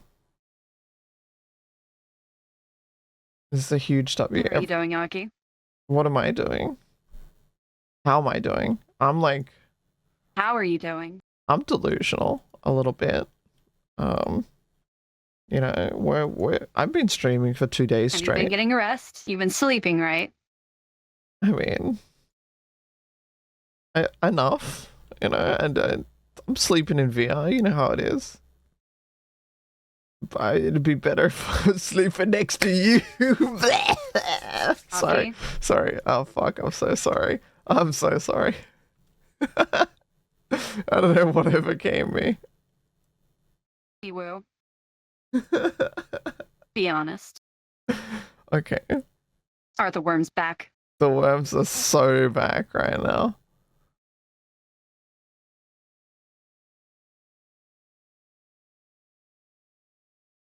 The worms are back. Fuck. Your head hurts a little. Oh, Embla. Oh, Embla. Were they ever gone? Yeah, true. Were the worms ever gone? It's not quite done yet. We're going to add a turtle shell right here. Mm-hmm. We're going to add like the little lizard tail like, Like Rob right has there? right here. Yeah, okay, right there. Okay. And then, yeah, like right here. But it's gonna have like, you know how the Vincent avatars that Jinx makes have the tail that just kind of goes upward? Mm-hmm. We're gonna do it like that. Mm-hmm. And then we're gonna have maybe two little horns right here. Yeah, I'm already in love. I mean, I love you. I mean, I think it's gonna look great. I love it.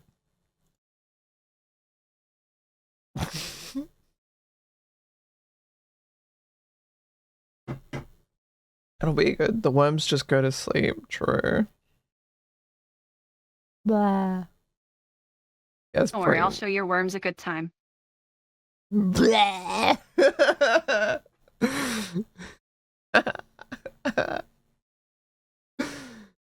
Just Stop fucking doing that. It's just the one worm. You have to show a good time, actually.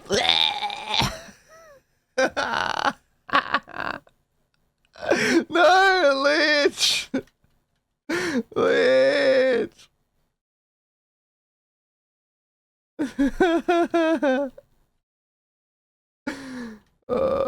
You look great, Lich. No way, club chemistry. No way. She's gone forever. She's never coming back, man. Fuck. Less than 12 hours from the Blair worm. The Blair worm is fully installed.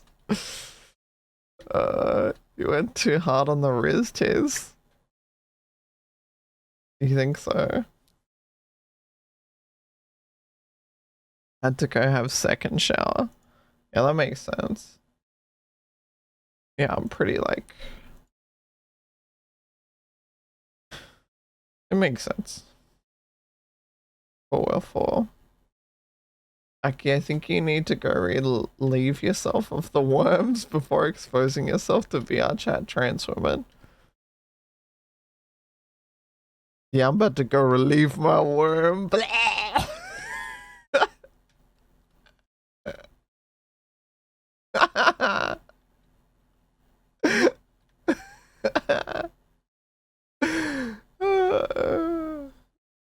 Fuck.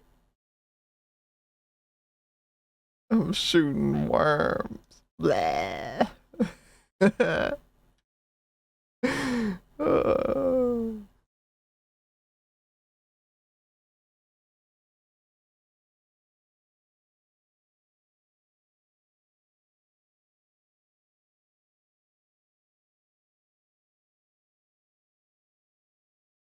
Lich, I'm sorry. I'm sorry. The brainworms are taking over. The worms. Lich, the worms. Please forgive me. Anything to do with your worm. What? No. No. How can I make it up to you? Oh, please, baby. Please, you're so hot. Please.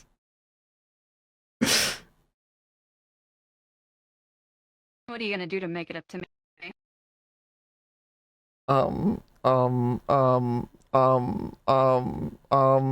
Chat, help. I'm gonna, kiss your feet?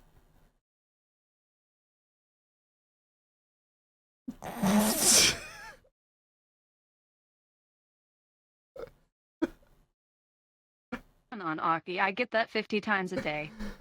Fuck, yes, alright. Fuck. Okay. I'm going to treat you with respect and like an equal. Bet you don't get that every day.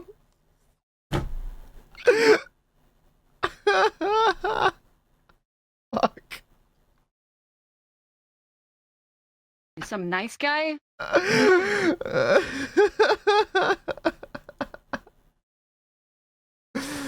Alright, what about if we get you Let's hard res you some sick loot in raid. Thoughts? Thoughts? Opinions? There's no sick loot in Sunken Temple. It's all a lie. Allegedly. That's like allegedly some good loot in there.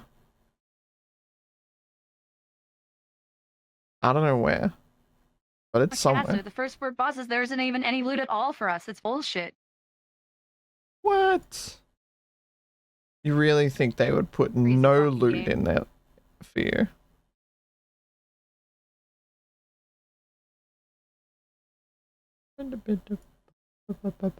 Why do we even come to raid? Oh fuck, wait, don't start asking that question. Wait. Dude, wait. You should definitely come to raid. It's definitely worth it. Why do we even play WoW? Oh fuck. Oh no. Oh Colin no. wasn't even there last time. Oh fuck. You only play for Colin?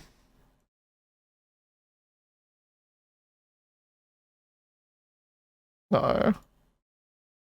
I mean, unless you cooked up a better apology. What?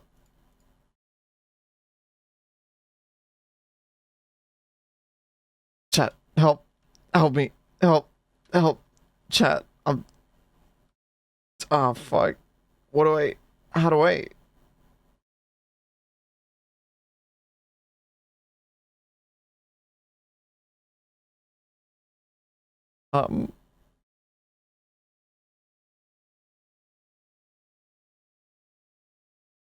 Lichbait, I'm sorry if I said anything that made you uncomfortable.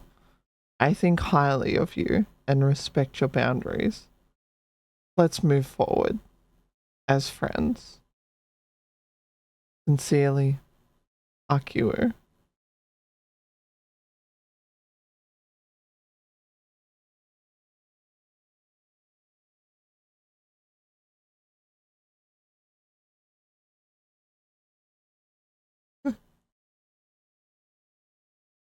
Why are you laughing at me? Why is she laughing? Oh. Fuck. No, you can't. You can't stop laughing. What the fuck? Okay, you know what? You know what? That's Nah, just, that that was was some so fucking simp funny that I shit. forgive you. That was some simp shit. Lame as fuck friend zone. She just friend zoned you. How What? cringe. Why don't we fucking blow this place and go to an I idle know. world? What? You're right. Let's get out of here. What? Damn fucking right. What? Alright, it was good seeing you, Aki. Enjoy the subathon. What? What the? Come on, Lich. Come on. Come on. What the fuck, man?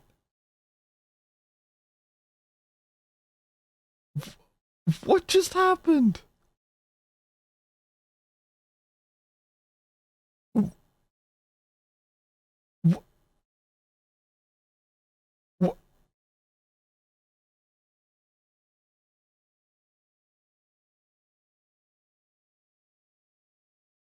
Rough. What the fuck?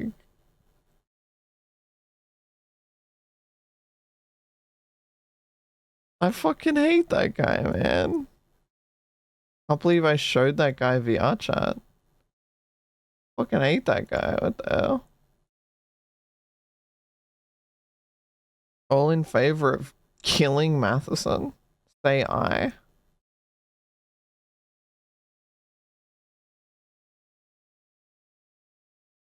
Outchased? No shot.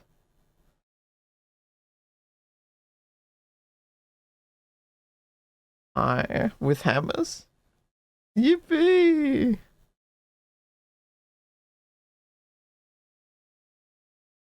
Ain't no fucking way people are saying outchased. I mean, are they wrong? Are they wrong? Are they really Yeah, wrong? you hate a guy that's charismatic. Right, sorry, I leached her up. You should go see her.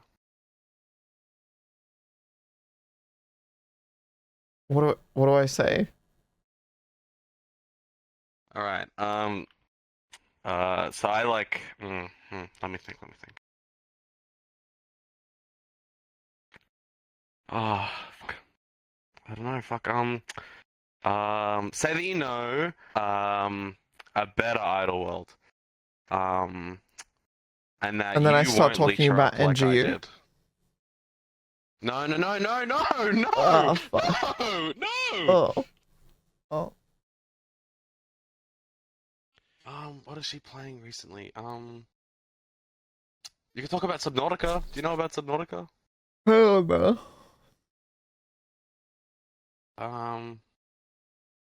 I know. A unicorn.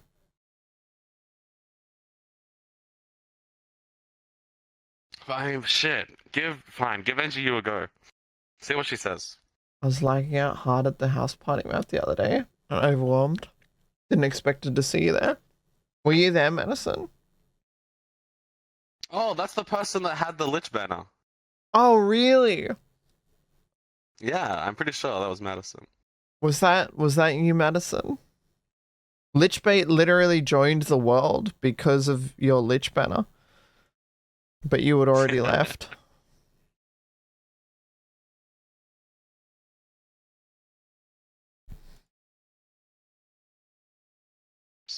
Lich! Whoa. Lich, I'm so sorry. Oh, there you are. Gotcha, bitch. Wait. Easy. This was a trap? Yeah, good shit, Lich. What the fuck? It's too easy. This was part of your plan. Yeah, it is too easy. Oh, I mean, like, maybe this ain't so bad. You know what? I mean, oh man. This sucks. Oh man, I hate this. Oh man. Please stop. Stop it, Lich. Wait. R. I'm being hung.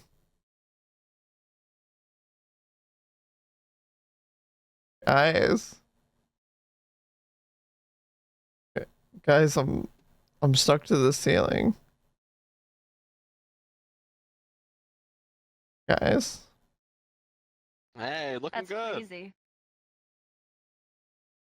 You guys, like, help me out, or...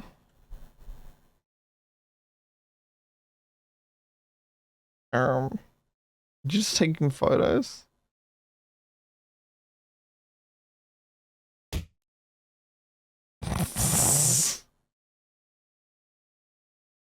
What the fuck?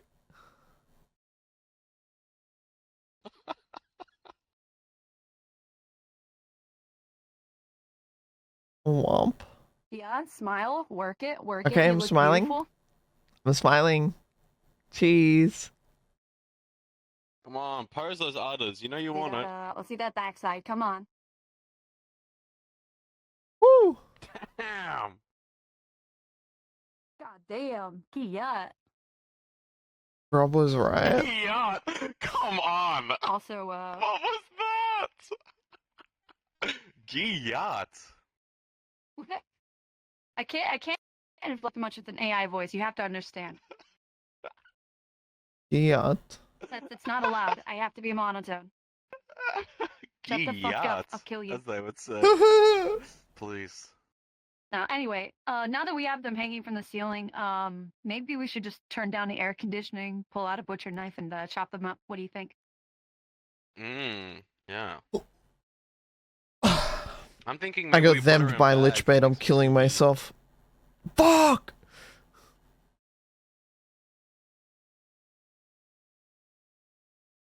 Hey. You think they're like one of those like really expensive like She did it again! beef cows? What are they called? Help! The Wagyu? I'm Wagyu. taking fire. Help! I mean, she does Hey, speak did we get one of Japanese. those Wagyu cows? Yo, spit some Japanese. 日本語が話せません。Arigato. Well, now it's Arigato. confirmed. They are literally Again! too valuable not to cut up and sell. That's 3 in a row! Ah, fuck! Help me! I think we should breed her. I can't. What? Matheson? What the fuck? Can you say Blair after that next time? Blah. Blah.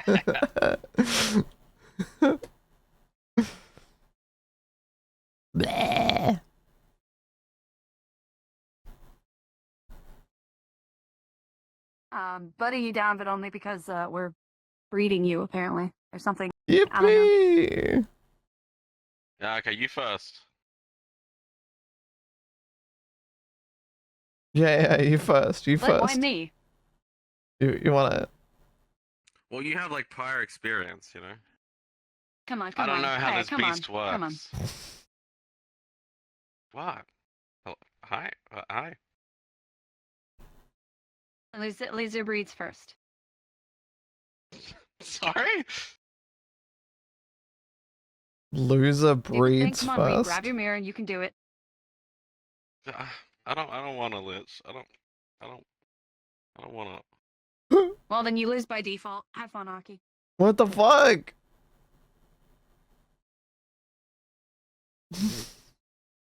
Help. I'm still stuck on a leash. Help.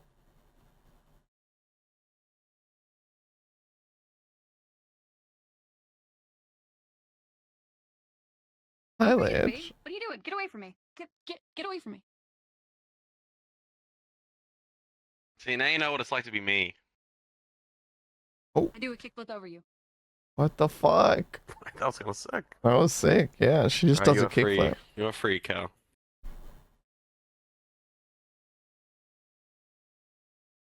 Roam free. Be with your people.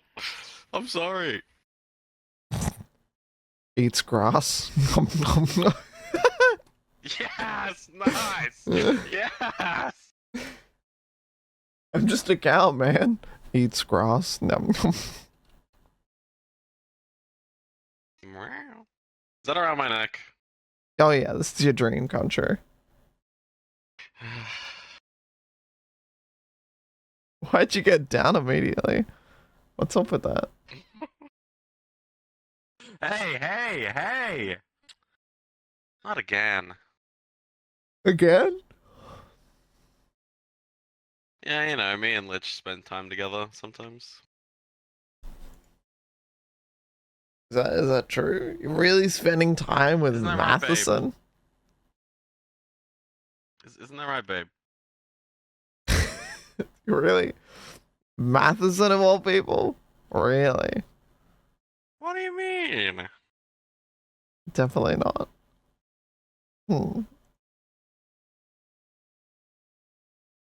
Yeah, that would be weird. Why'd he call you babe? What's up with that? Oh, you know, we used to have pet names for each other. She calls me a disgusting piece of shit. I call her babe. Cute pet names. Could have been worse. They could have called me a good friend that they respect a lot. True.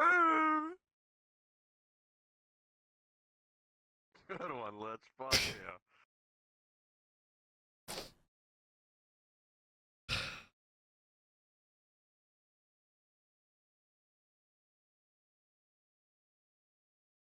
Alright, but what about if I call you my bad bitch and give you no respect? Bleh! Is this what you want? Finally. I'll give you what you want. Bleh!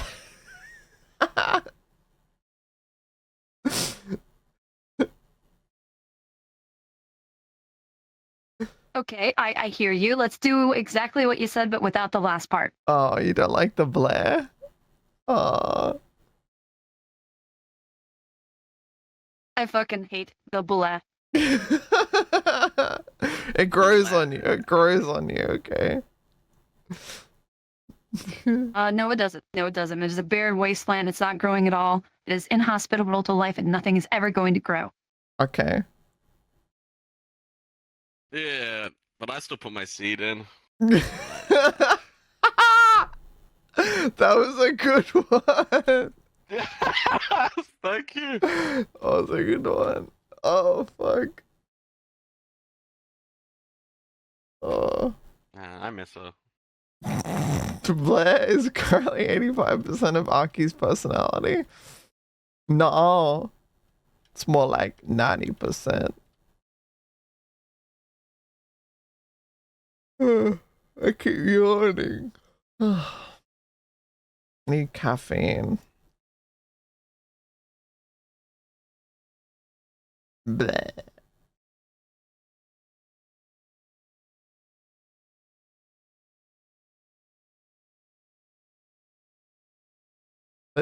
Bitch. Bitch.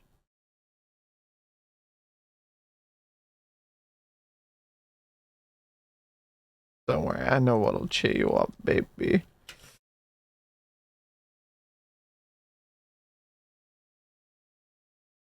Hey, like, so, you wanna go hang out or what?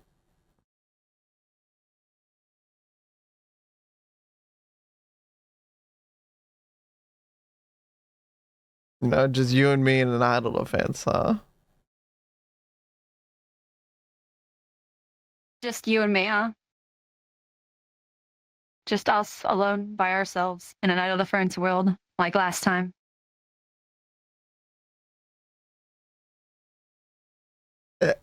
Fuck, I'm folding. Fuck, I'm folding. I mean, yeah. Like a lawn chair.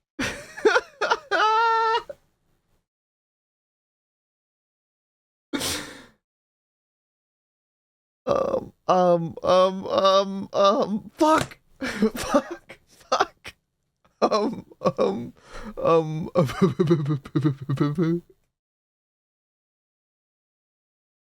Aw, this mommy's little goomba. Me.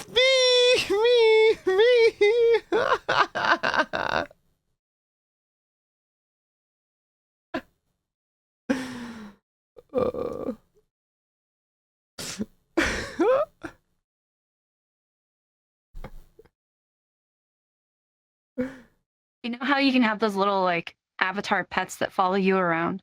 Yeah. Should get a little Goomba, but you know he's like got his tongue out, and it's like looks like the gooning emote. I mean, I'll be your Goomba if you want. Please step on me. Please stop on me.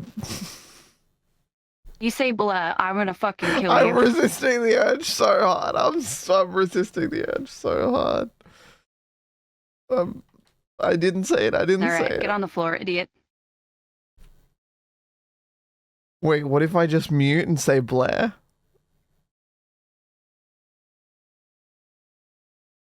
Done. Okay, I'm holding. Boots are kind of dirty. I gotta take them off. You understand? Yeah.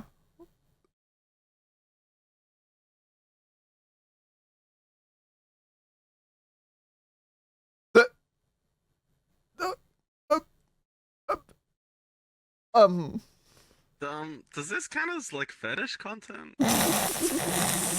You're making it so weird. just You're had making to it say so weird. He's making it weird. He's making it weird. I'm just trying to crush them under my feet. And then they had to Ooh, make it psychic weird. damage. Unbelievable. Fucked up. He always makes it TOS weird. frogs. Yeah. Sorry about my friend. He's autistic as fuck. I'm not. I scored a 13. He thinks he's normal. He's so far down. He's so I'll punish them. unaware. You're just gonna have to look away. Oh, you're gonna have to punish me? Aw. You fucking pathetic bitch. You couldn't punish shit. What You're the fucking fuck? worthless. What You're the absolutely fuck? fucking useless. What the fuck? You couldn't do fucking shit to me, bitch. You're nothing but a Jabari, fucking you just missed her facade. putting her toes in the camera. Need the leash. No, please don't. Wait, can Hey, I bring the fuck. leash in here?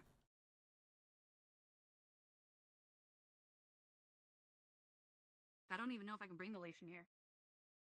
How dare you speak to my queen like that? Well, hey, she likes it. You sure about that, pal? You know, maybe. Maybe. She didn't say no. I can. Elbows, though. Get fucked, get fucked, get fucked. See you, bozo.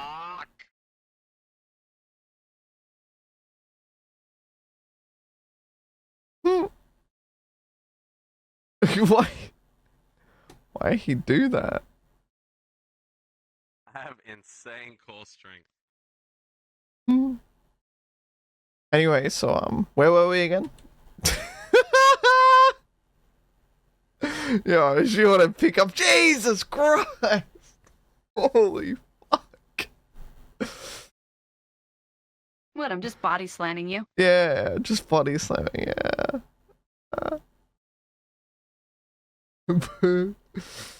That's crazy. God, that'd be the best way to die, I think. Like, if there's any way to go... It's back on. If there's any way to go, this is it.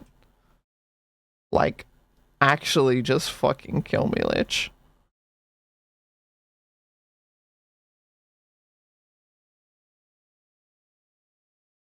Browsers from Super Maybe Mario. we could do some, like, watermelon RP. Yeah, I could be the watermelon, and you could crush my skull. Yeah. Except, these spikes are not coming off. I mean, I'm sure it'll be fine. Just a little bit of a puncture wound. It'll be fine. Yeah, it'll be fine. You're Yeah, right, it'll be no fine. pain, no gain.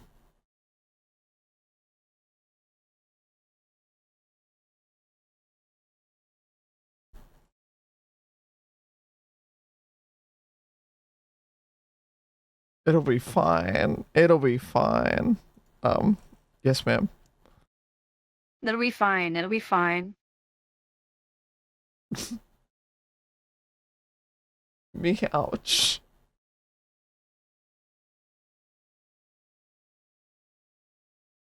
Hi, chat. Right, you closed your game, right?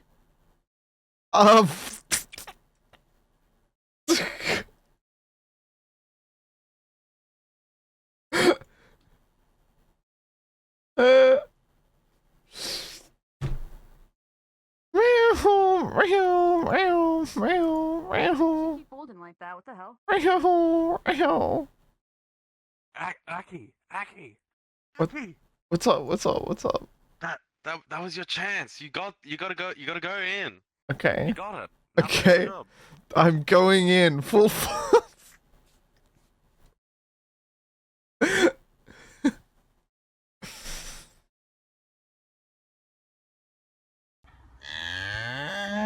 Beg one please, just a crumb, yes, go off Just a Fitch Plaza. crumb. Hi, Viper. Thank you, Sarcastic Viper. That was like the perfect timing, yeah, on the alert. Streamer not being gay for Lich for 2 seconds challenge. Impossible. It's so impossible. Matson got that hotel corner chair spot.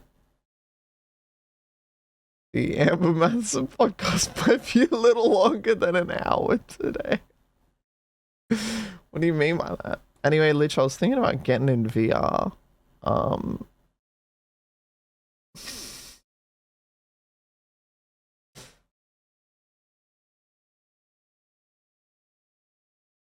Woman who plays well. Should be me hanging from the Getting in ceiling. VR and ending stream, or just getting in VR? You know. Getting in VR and ending stream. I gotta have a shower, you know.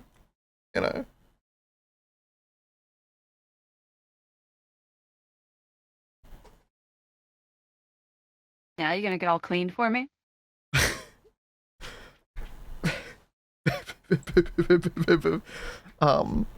Yeah. Maybe to help?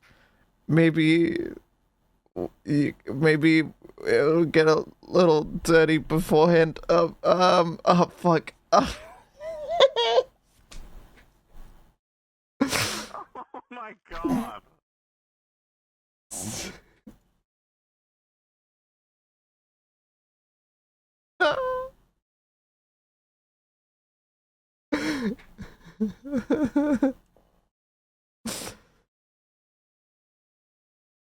So like, I'll see you in an idle defense in 10 minutes, right? Yeah.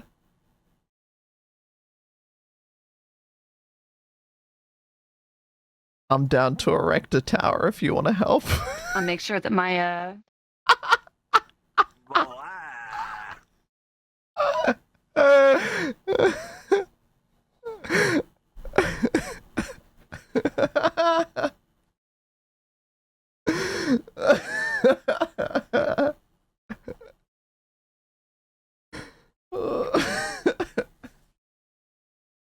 What were you gonna say there, Lich, huh?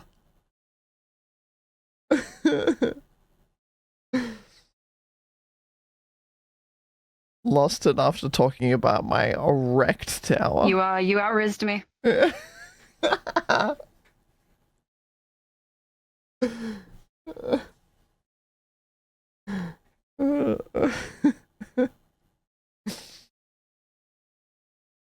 I got that artistic riz. I'm fucking out here painting. Artistic, all right. I'm an artist. I'm trying to paint all over you.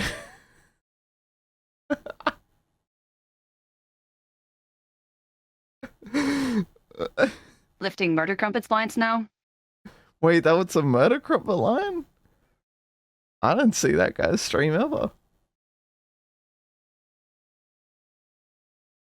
Literally one of his sub alerts. Really? Almost as bad as bringing up Amanitis your main. That's awful. Face tracking took Lich from A tier to S++ tier. I agree.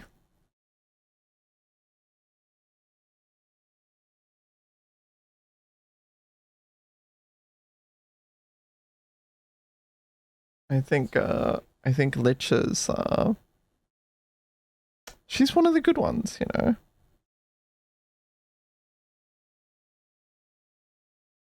She's like one of the best ones, actually. One of my favorites. No, we didn't, Jabari Jones.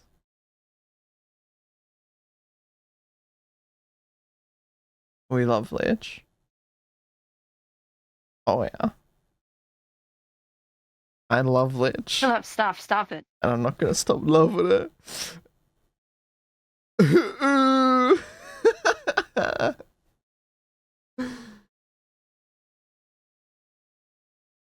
It's all over. It's so joy over Jabari.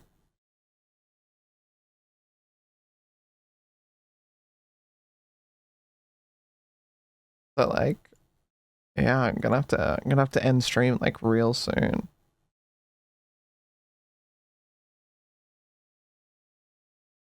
Yeah, but you got this little clock on your stream that says 12 hours and 44 minutes. What's that about? It's just a timer until I get to hang out with you again, girl.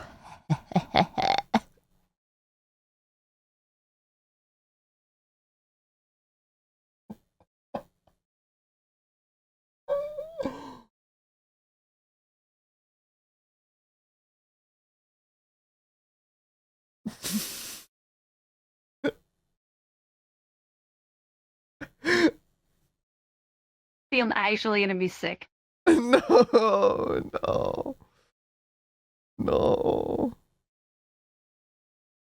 Save for your energy, queen. You're gonna need it for later.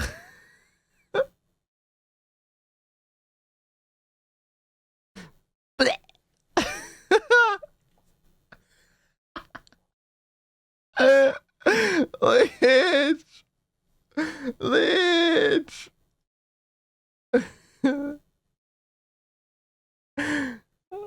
I'm not coming out. You can't make me come out. Alright, well, I guess Also, I'm on gonna your have to floorboards, come nightmare, in. Nightmare, nightmare. I guess I'm gonna have to come in, Lich. I'm coming in. Please. Please, please, God, shut the fuck up.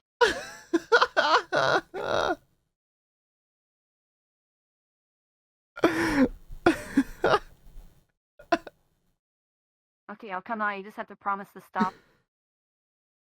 Okay, I'll stop. I'll stop.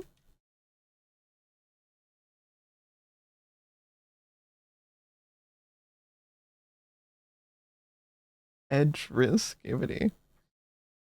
I do have to end stream for unrelated things, you know. Completely unrelated. PSP emote in this chat room. Oh, PSP frog.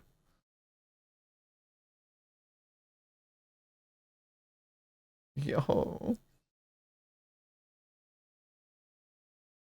I think I should let them down.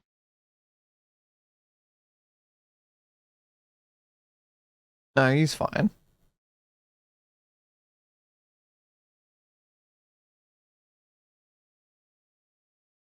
Yeah, no, He he's like fine. it. He's fine. Yeah. He's into it. He's into it. Without a doubt. You know what I wish I was into? Damn. Actually, they can't possibly like it, because if they did, they would be a TOS frog about it and be like, I can't be like this. You gotta cut me down. True. Why did you hang the kangaroo? I mean, like, who wouldn't?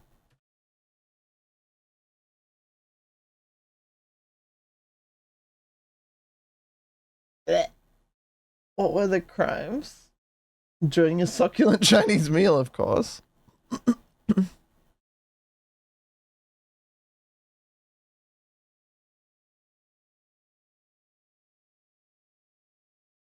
Just prepping the meat for later. The only surprise here is that he didn't do it himself. Real.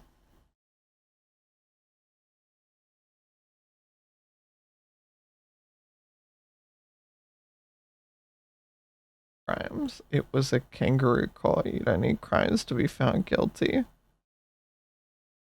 Literally a fucking kangaroo court. Kangaroo court, that's crazy. Damn, this kangaroo is trying to court. Can you say bleh after that?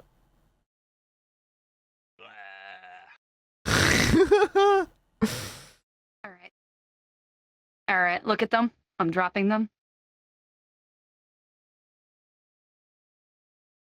It didn't reset. Unlucky. Unlucky.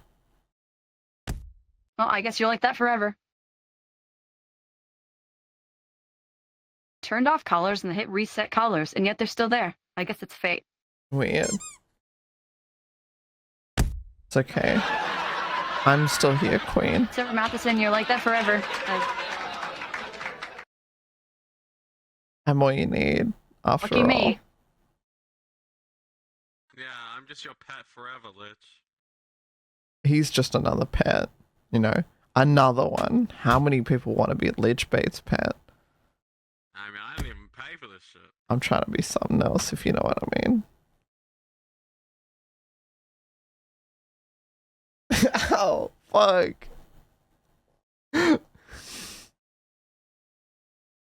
Damn, girl, you're... Protect me from her. Okay. Okay. Damn, girl, you a Paragon bot? Because I want to put all my points in you. Damn.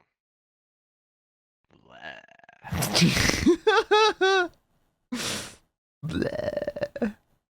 Fuck, now there's two of them. Damn, are you wave 250? Because after we're done, I'm gonna rebirth into a new man.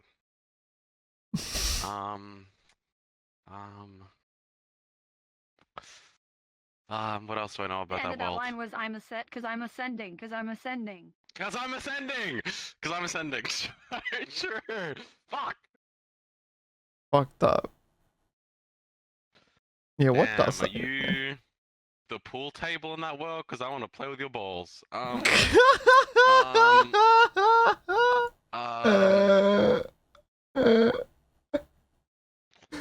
Where'd she go? Where'd she go? Bro. Fuck! Holy fuck. It was going so good. That was so good. Holy fuck. That was so bad. No. That was a good one. He's just a silly little fella. Yeah, just a guy. Alright, your podcast section begins soon. Yep. Yep. Why did you both wake up and choose sexual harassment? Did I dodge a bullet the other day? What do you mean, Madison?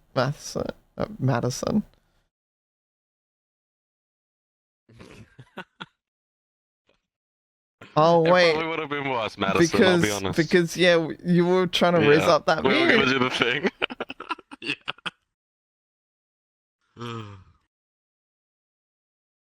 Damn.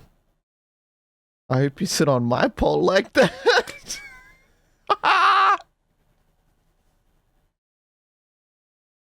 Damn shit. Am I a kick contract? Because I'd pay hourly.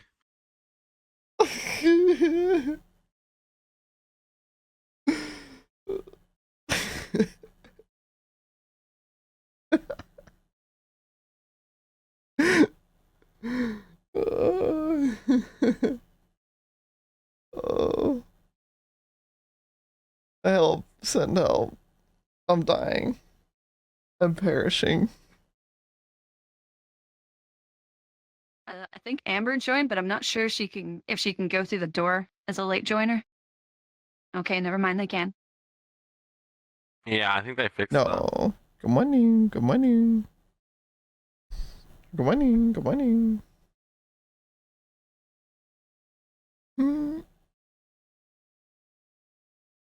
Amber, start it up. Damn, Lich. Are you a WoW add-on? Because you could count me down.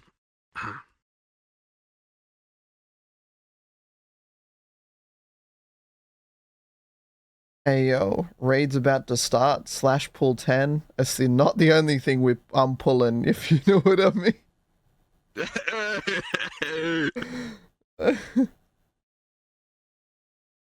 I'm about to start the pull.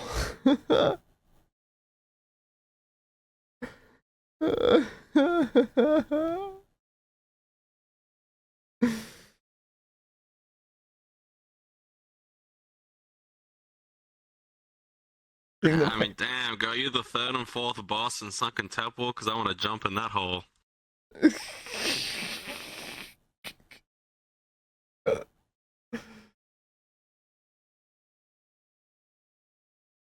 Damn, Lich, are you WoW gold? Because I'm not getting any right now, and I sure would love to.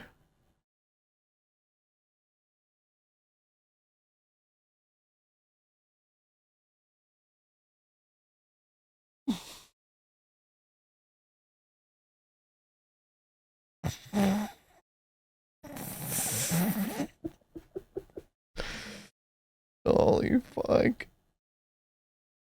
Blah.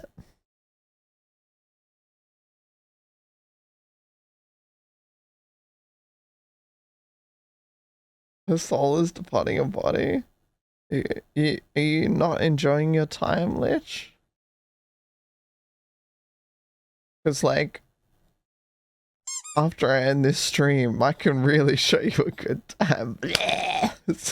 Fuck, I said it. I shouldn't have. I'm so sorry. Anyways, please, Lich, please.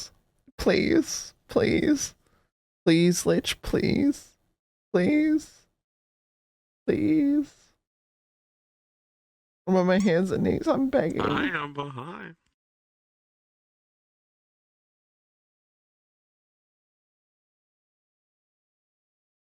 Wait, Lich, do you know what time it is, or should you check my cock? I mean my cock. I mean my cock. I mean the clock. Jesus. Rush me.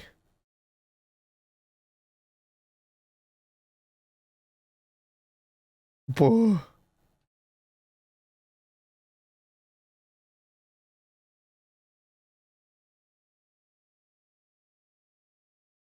God, I love VR chat. What a great program. Chat. I'm taking my break. I'm taking my break right now. I'm breaking for real. I'm gonna raid Amberf. And she's gonna take care of you for like an hour. And I'm gonna go shower and eat some food. Because my food just arrived. At Lichbait, please be good to Aki. She needs some love. Yeah. You think you can help? Get yourself a fucking vitamin water or something. Blah. Blah. I mean, damn, girl, you got all the vitamins I need. Yeah, I will pause the timer for an hour and I'll be back in like an hour. Yeah, name one. Heat from fire, Vitamin fire D, from heat. Obvious answer. You You're like such a Amber's basic outfit? bitch. This is her Speepin outfit. I'll fuck you up. You This is her bedtime that fucking outfit. attitude. Yeah. Giat. Don't act all cute. I love women.